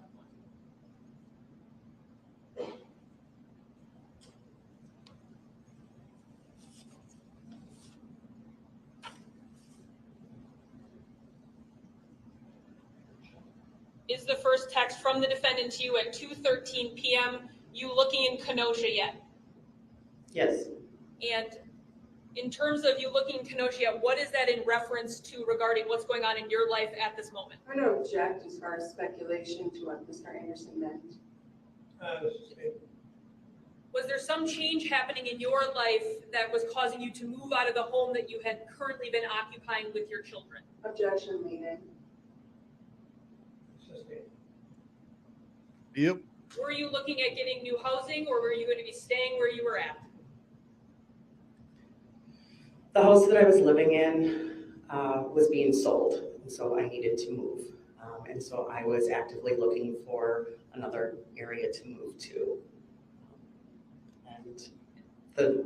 And Zach knew that the house was being sold, and he knew that I had to move. And at this point in April of 2020, do you really know anyone in Kenosha except for Rosalía Gutierrez? I do not. So now the next text from him at 2:15 p.m. says, "Maybe talk Booger into moving to Oak Creek." Question mark, is that accurate? Yes. Now, in this text message, obviously someone is being referred to as Booger. Who did the defendant mean in your understanding to be Booger? And how do you know that? Rosalía, and I know this because he told me that. Who told you? Oh, sorry. Zachariah told me the night that he divulged that he was there looking in the window, that he saw Rosalio pick his nose and wipe it on the couch. Oh, And God. so he then started to refer to him as Booger, and yeah. And you respond to this text at 2:23 with WTF? Yes. And then he responds with, well, Liv was talking about her new brother and sister, said you had her sold on the new fam. Would this have been mere days after you had explained to Liv about who Rosalio was in terms of his family picture? Yes. Had you divulged any information to the defendant personally regarding Rosalio, his children, his family life, anything like that? No.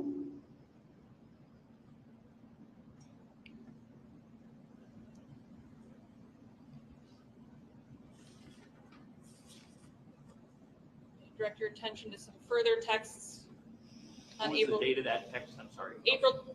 The last one was April 29th at 3:15 p.m. Now, about 6 hours later, does the defendant then text you, makes me wonder if sleeping with someone else was just your own way of getting revenge? Is that accurate? Yes. Then he changes it to sleeping next to someone else? Yes. And you respond with, I don't need to sleep with anyone. It's not about revenge. It's about respect. You never had any for me and still don't. Accurate? Yes. And then he responds with, I don't think it matters what I believe. I do respect you more than that dude that was laughing at you. Is that accurate? Yes.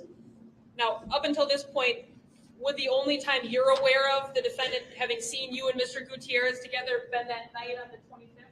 Yes.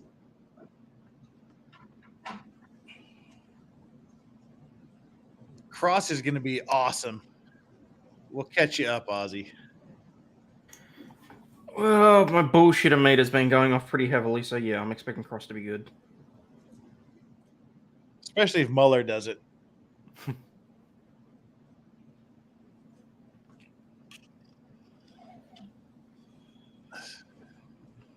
right, let me grab another super chat here quick. Corn Pop is saying he can't join clean and sober, probably because Corn Pop is drunk, so he can't join the clean and sober. On April 30th of 2020, was there a conversation between you and Mr. Gutierrez regarding a Facebook friend request that caused you concern? Yes. And what was the nature of that request and why did it cause you concern?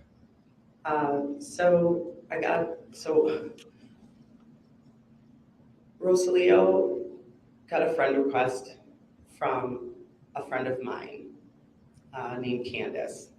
And he asked me if I knew, he must have looked it up to know that it was a mutual friend or a friend of mine. And he said, I'm getting a friend request from this girl named Candace, and she's saying that we met last summer, and I don't know who she is. And I recognize the name because she's a mutual friend of Zachariah and myself. And so I told Rosalio not to accept the friend request, and that it was. Oh, so she's already controlling Rosalio. Like, who did? Yeah. Anyway, I'll be right back. Now, during the same time frame, did you have a conversation with the defendant where he brings up Mr. Gutierrez having some sort of pre-dating last summer relationship with Miss Mila? Yes. What do you recall about what he said was Candace's relationship with Rosalio? Yes, he told me that that Candace had dated him or was seeing him last summer and had met him last summer, and that they had some kind of a relationship or something. And was that conversation with the defendant in the same time frame as this friend request from Miss Mila to Rosalio? Can you clarify? The conversation you just described with the defendant where he's telling you that Miss Mila had some sort of older relationship with Rosalio, was that in the same time frame as the friend request that Mr. Gutierrez told you he got from Candace Mila? Yes, yes.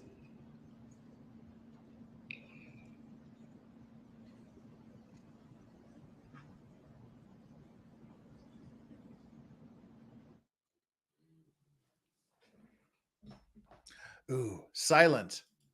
Uses to catch up here. Sue's Mart 15 not being honest about seeing someone else and saying stop contacting me leads him on and gives him hope. Duh. We'll talk about that in the next break. And Kelly R., thank you so much for your super chat. Does Anderson give a vibe of a young Johnny Depp? I think it's Depends maybe how the much hair you've had to pulled drink. back, but I'm not seeing it. It's mostly the ponytail man bun. This line of questioning in regards to the friend request of Candace Miller as on the grounds of relevancy. This individual is not going to be testifying. It's pure speculation on behalf of this witness as to. I understand your anticipation, but I haven't got the biggest clue as to what she's going to go into now, or how she's going to ask it. So, Well, that's the problem. it's just If it was relevant, you might have a clue what she was going after. Shane Schuma says, I think love the attention from both men and enjoy the attention of Zach while she was being Gutierrez. 2020. Then, Judge, I'm going to object to relevancy. what is the relevance of this? One of the many ways that someone can be accused of and convicted of stalking is gathering information about someone from third-party sources, from directly, indirectly. This is just corroborating what she indicates regarding Ms. Mila, and then ultimately that there was a friend request, and that does say one mutual friend, which would substantiate what she said regarding Ms. Mila. But Judge, they're not calling this friend to testify to be able to say, I was instructed by so-and-so to do this, or any other explanation. So Let's have lunch. Oh, that was quick. Let's break until 1:15. Is that convenient for everybody? Hour and 5 minutes. Please don't read, watch, or listen to any account of the trial. Discuss the case with anyone, even a fellow juror or a household member. And 1:15.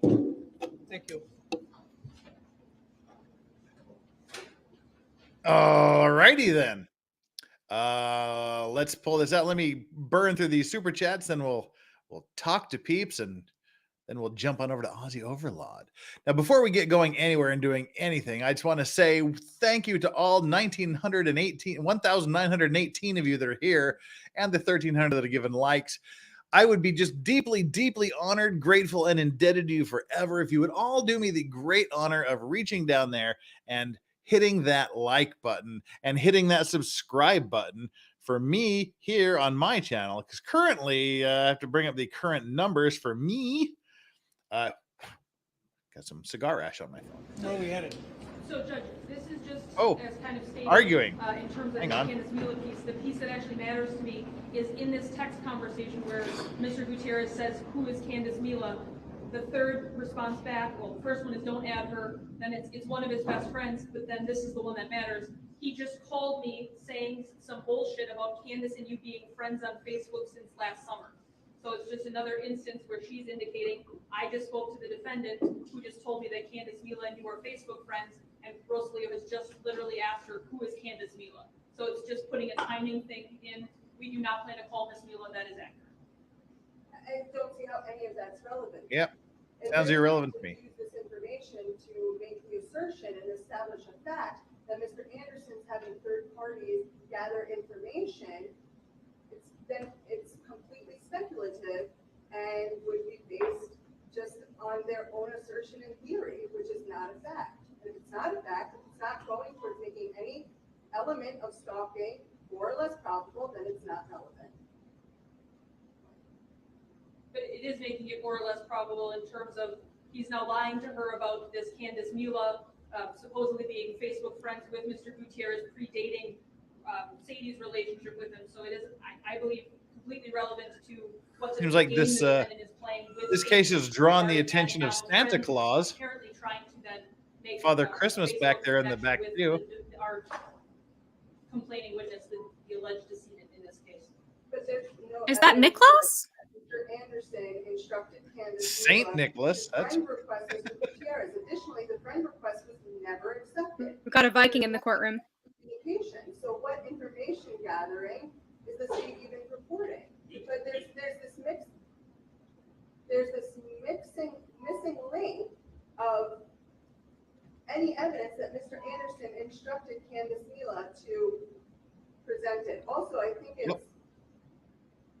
it should not also come in because the state never even talked to Candace Mila.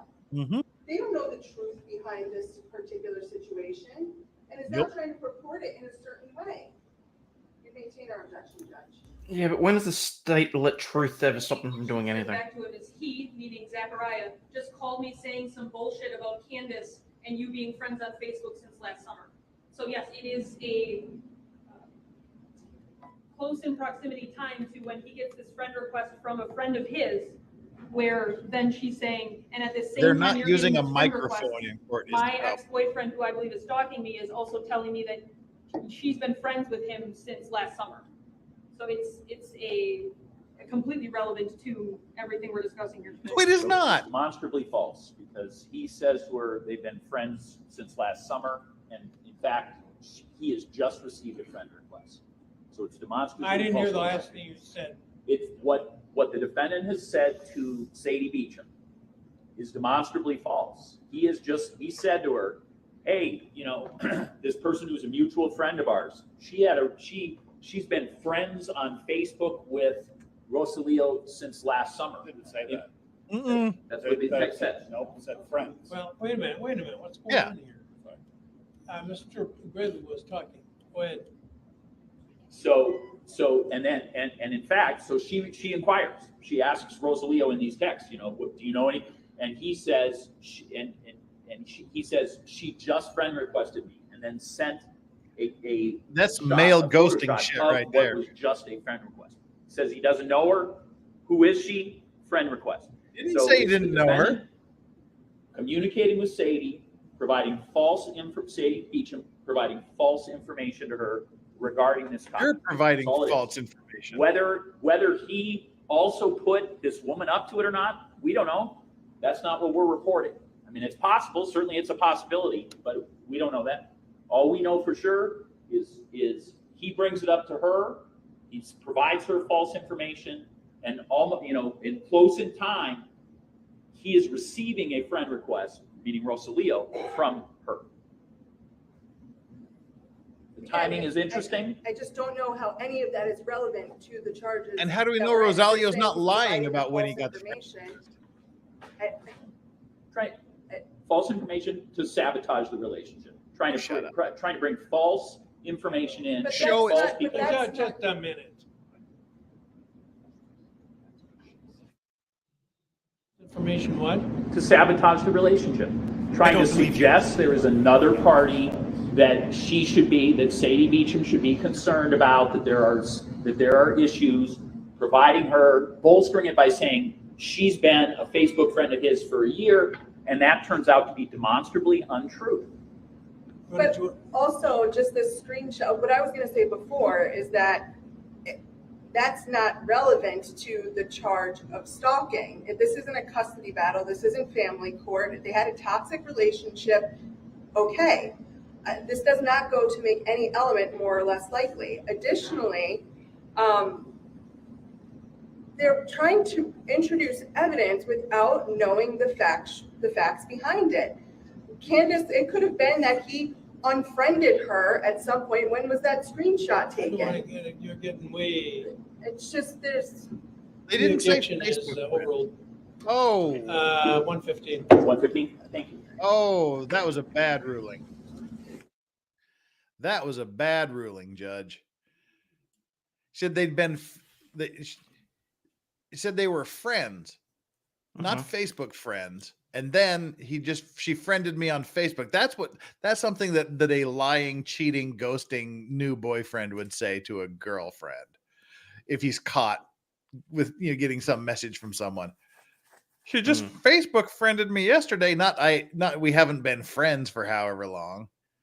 I didn't like that ruling. Wow. Anyway, we've got an hour here before they come back.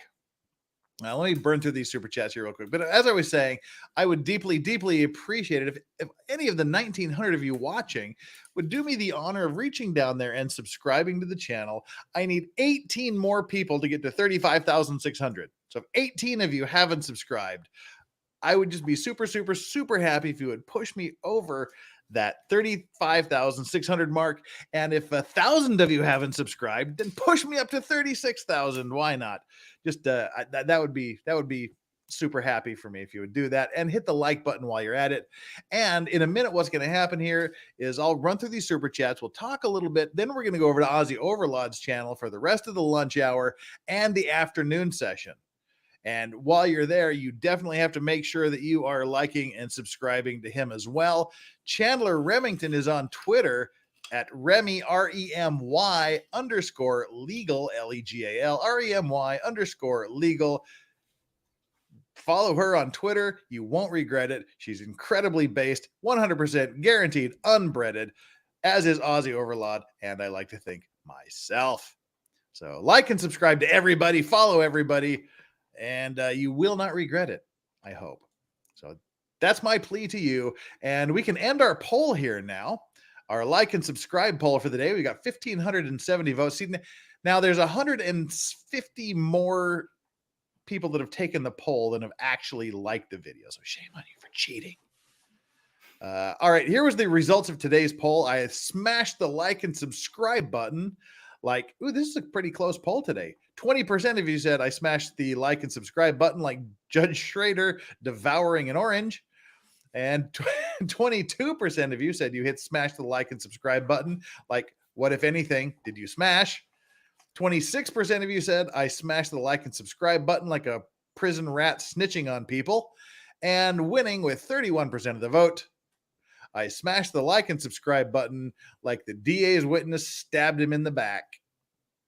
That's the end of the poll. Thank you for playing. Nice. All righty.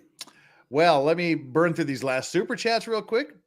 Patience, everyone. I appreciate your indulgence of the super chat here. We've got a couple to burn through and a couple of other interesting highlights that we'll talk about after. Volpe Fox says, it's the bloop. Ever hear that audio? Not sure what you mean by it's the bloop, but okay. Okay, we'll talk about this in just a quick second, John Gary. We'll get the panel's opinion after we do the super chats. Wait, where's the super chats? Here we go. Carpe Deegs says, "Oh, so it's harassment if someone says something to me that I don't like and I continue to engage. Cool, cool, cool, cool." Yeah, that's something we'll talk about with Ozzy here in a bit to catch him up on all of that drama. And Nicholas Starov, union rep, labor law, and go to Nicholas is storming up the subscriber count too. Make sure you go to his channel. He's got some cool stuff on there, and you'll I'm sure you'll enjoy that too. Check him out. Subscribe. With the amount of women Junior was hooking up with, why wouldn't Candace be one of them? Right? Even in a town of 100,000 people. People 25 to 35 isn't that many. You may be absolutely correct with that. Lots and lots of questions about all of this. Where to go? And another super chat here from Madison Weaver. Jeff, thanks for keeping me laughing during the day while chasing around two littles. Thought that said titties at first. Sorry about that. My mind got me in trouble there. Well, I was like, oh, all right. You're having a better day than I am. But two littles, same thing. You're having a better day than I did. And all right, final super chat I've got here. Jeff, please define ghosting. Insert Princess Bride meme here. Princess Bride and ghosting? You keep using that word. I don't think you know what it means. Meme. Ah, okay. That could be one.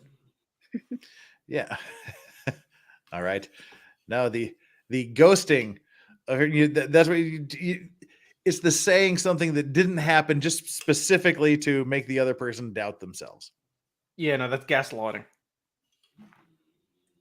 You're correct. Ghosting is when you stop contact. Right. Thank you, J. Cal. You are correct. I stand corrected. See, I'm willing to admit when I'm wrong. Thank you for calling that out, and thank you, Hayden, for clarifying for me. You're welcome. You are correct. Gaslighting was the word I was looking for each and every time I've said ghosting in the last 20 minutes. There you go. Yes, I do know the difference, Obama. Just one of those things. See, that's how I know I knew the definition. Because Ozzy was absolutely correct. I just do both so often to people that, I get them confused sometimes. Nice. Yeah, you are correct. All right, now, Corn Pop wants to know, am I involved? Could be, probably. And Legal Vices, tell Chandler that it's not a man bun, it's a douche donut. Oh, that's a good one. I've never heard that before. I like it. And Hayden comes from the land out here where women glow and men plunder. Bet you've never heard that one before. Oh yeah, no, that's right up there with. Did you hear the thunder? That's what I was going to say. It's like, Ozzy on a Friday night. There, like, hey, did you hear it? And Nicholas, the first scientist. Okay, this was the deal here. We need the panel's opinion on this because these next three chats that I highlighted deal with this question. Oh my god! What? Mexican Vader. It's not a douche donut. Where did Mexican go? Hang on, it scrolled. It was funny. It was a twat knot. It's a twat knot. Okay, there you go. Could be. Twat knot is great too, says Digger. These are excellent neologisms. I'm surprised I've never heard these before. Look at you dropping the neologism bombs. We're all about the jisms here. Let's go. Question. Sorry, people. Sorry, it's late here. Jeff, did you enjoy your evening? Did you have a little whiskey? Oh, I'm way too sober. That's the problem. I love how sober you are. You were so sober earlier. You said that Munch, his testimony sounded like an episode of SUV. That was my favorite. Yeah, it did.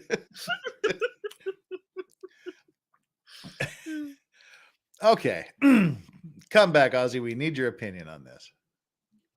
We were talking about the DNA evidence in the van. Mm-hmm. Someone was saying, oh, but his DNA, it was proven his DNA was in the van. And I said, no, the best they could do was point it down to a single source of DNA. And it was a male that provided the single source of DNA. Yes. And the best that the analyst could say was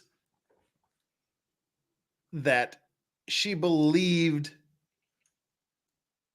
to a reasonable degree of scientific certainty that it may possibly have been him. So in other words, he couldn't be excluded. She couldn't exclude him as the source of DNA. They couldn't prove that he was the DNA source. Yeah, and I'd have to go back to my notes, but I'm pretty sure that the other CSI tech that was talking about it basically contradicted her on that, even on that argument. And I'm not going to lie, it was interesting because for everyone that was watching with me anyway, it really looked like that guy on the stand, he didn't want to lie about what it could and couldn't be. And he kept his mouth shut about quite a bit. So, yeah. Well, see, John Gary said, I think you're wrong about the DNA. And then Solwa 54 said, didn't the lady say it was beyond a reasonable degree of scientific certainty? Which no, that clearly wasn't it. She said that she could say with a certain degree of scientific certainty that she was of the opinion that it was his blood. And keep in mind, guys, this is the blood that they didn't actually test. So I have no idea that the level of scientific degree certainty.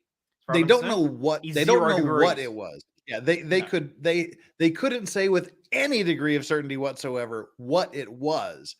But I think Nicholas is correct here when he says this. The first scientist said that it was a degree of certainty, a degree of scientific certainty. It was her opinion that it was a degree. It was a degree of scientific certainty. Degree of scientific certainty. Yeah. The guy could not confirm. Tiny speck. Yeah. There was so little of it to test that they could either test for DNA or blood, but not both. That was my understanding. Yeah. And it's not evidence yet. It's not even an argument yet. It was a statement made during the defense's opening statement that the missing Gutierrez, his cell phone was located at the van, and it was believed that he broke into the defendant's van as a fit of revenge for the defendant allegedly breaking into his truck. If they can prove that, that would be reasonable doubt that while he was rooting through the defendant's truck, that some DNA would have got left behind. I mean, through the defendant's van, some DNA would have got left behind. But that's up to the state to prove that, if that's what they're saying. Yes. So, yeah, it hasn't been proven that his DNA, so to say that his blood was found in the van is absolutely incorrect, because they don't know what that was. They could only say it's not semen, saliva, or hair. That's the only thing they could say. They couldn't say what it was. It's just not semen, saliva, hair. It's likely not touch DNA, because touch DNA is hard to get. Yes. So the implication was it might possibly have been blood, but so there's no clue what that was. Nobody can say that it was blood, other than the Winebox true crime moms that watch too much Netflix. What we can definitively say, though, is that Zachariah Anderson's DNA was found nowhere at the crime scene. And I would think that it's very difficult to bludgeon somebody with a blunt object and possibly murder them and not leave your DNA anywhere. That seems very difficult to do. And I don't think that Zachariah Anderson had the capability to go to a crime scene, kill a guy, roll him up in the carpet or whatever, and then, just not leave any of his DNA. Like, why wasn't his DNA there if he really committed that crime? Somebody explain that to me. People are not focusing on the exculpatory evidence here, and that's a problem. Yeah. And Chaos Creator, the reason that Jeff started that off by using the word semen is because that's exactly the starting point that the actual male text started with, because he is an expert in semen, which I thought was hilarious. I must have missed that part. Yeah. It was when he was giving his opening qualifications, and I'm just like, seriously, dude, you spent how many years studying that? I'd like to see that guy's LinkedIn profile. Oh my god. I don't know more information than says Jeffisms, or Jisms for short. And Creed M, victim's mother is a paralegal at the Colorado SVU. Correct. Oh, yeah, I thought that was a bit sus too. Yeah, the victim's mother is a paralegal at the Colorado SVU. And also, as we all know that have been following this, the last person to apparently have had any contact with him was the court clerk from I want to say Milwaukee court. She was a court clerk that was coming to meet him on the day he allegedly disappeared. Some interesting sus stuff going there. So, all right, that brings us up to those comments, and I'll go back during the lunch hour while these two are chatting. I'll go back and check the first DNA analysis check, her statement, see exactly what she said. All right. Well, that brings us to a good place to break. Are you up and running yet, Ozzy, on your channel? Just want to get it started, and we can all right. Well, while he's getting that started, so what's going to happen now? This is how we roll for the 1,734 of you that are still here. I do the morning sessions. Then at the lunch break, we switch on over to Ozzy Overlord's channel, and I bring him up to date on what he missed during the morning session. He and Chandler, if Chandler sticks around, does the rest of the lunch hour. Then they take the afternoon session, and we repeat the next day. So that's what we're going to be doing here. And let me see how we're doing. Oh, we're 7 people away. We're 7 subscriptions away from 35,600. I'm certain that at least 7 of you 1,723 people are not subscribed to my channel. And if you've been here more than 30 seconds, you clearly like the channel. So subscribe to it. We're doing more of this. You don't want to miss that. So do me a solid and subscribe to the channel. Get me up over that little number, because we want to get to 50,000 ASAP. And I do know that means as soon as possible, regardless of what ghosting and gaslighting mean. All right. Let me know when you're up and running, and we'll switch on over. Yep, it's up now. So, all right. Should be just Ozzy Overlord is up and running. I will end this now, and what's going to happen is everything, I've double and triple checked this, everything should be filtered automatically over, redirected to Aussie Overlord's channel. If not, there's a little box that's going to pop up that says, hey, something's happening over at Aussie Overlord. Click here and see and go find out what it is, or whatever it says. And if that doesn't work, then you'll just have to find it manually. Once I click the end stream, it's out of my hands, and YouTube will send over those who they send over, and leave everyone else to our own devices. It is in the chat, guys, but I'm going to duck off because I've got like 10 seconds before it starts. So I'll see you all over there. See you in about 30 seconds. See ya. All right. Yes, Chandler. Oh, wait, hang on. Oh, I was just saying I'll see you over there. That's all. Oh, all right. Okay, folks, and here is the link. Copy and paste this link just in case you don't get automatically sent over there. Oh, never mind. That's the StreamYard link. I don't think Hayden wants me to be sending the link for everyone to join him in the studio. I know Jeff scared Remy away with the 8 inches. What? I have no idea what you're talking about. Was that the snow thing? I can't remember. Somebody mentioned something about 8 inches of something about an hour ago, but did I like turn my camera off or something? I had a cat. it was a fleeting situation. comment. Yeah, but I can't. I'm even not scared remember off what it that was easily. I'm not scared off very easily. I'll put it that way. And we just won't talk anymore about that because, yeah. All right, everybody. I'm going to end the stream now. Mods, thank you for hanging. Thank you for everybody. Rose, Alan, the other mods that are here. Flux lurking somewhere. Appreciate all of you for being here. Chat, you're the greatest chat on the internet, regardless of what anyone says. You're a degenerate group of people, but you're my group of degenerate people. So that's awesome. Thank you. Thank you for all the generous super chats throughout the day. Much, much appreciated. And thank you for the subscriptions. Come on, let's see if we got over the 35,600 subscriber mark. The answer to that question is yes, we're at exactly 35,600. Exactly. Woo, you can't see that because of the lighting, but it says 35,600. Love you guys. You guys are super, super awesome. We made up for the YouTube just random deletion plus a few more. Great. See you over there. We're ending the broadcast right now. Bye, everybody.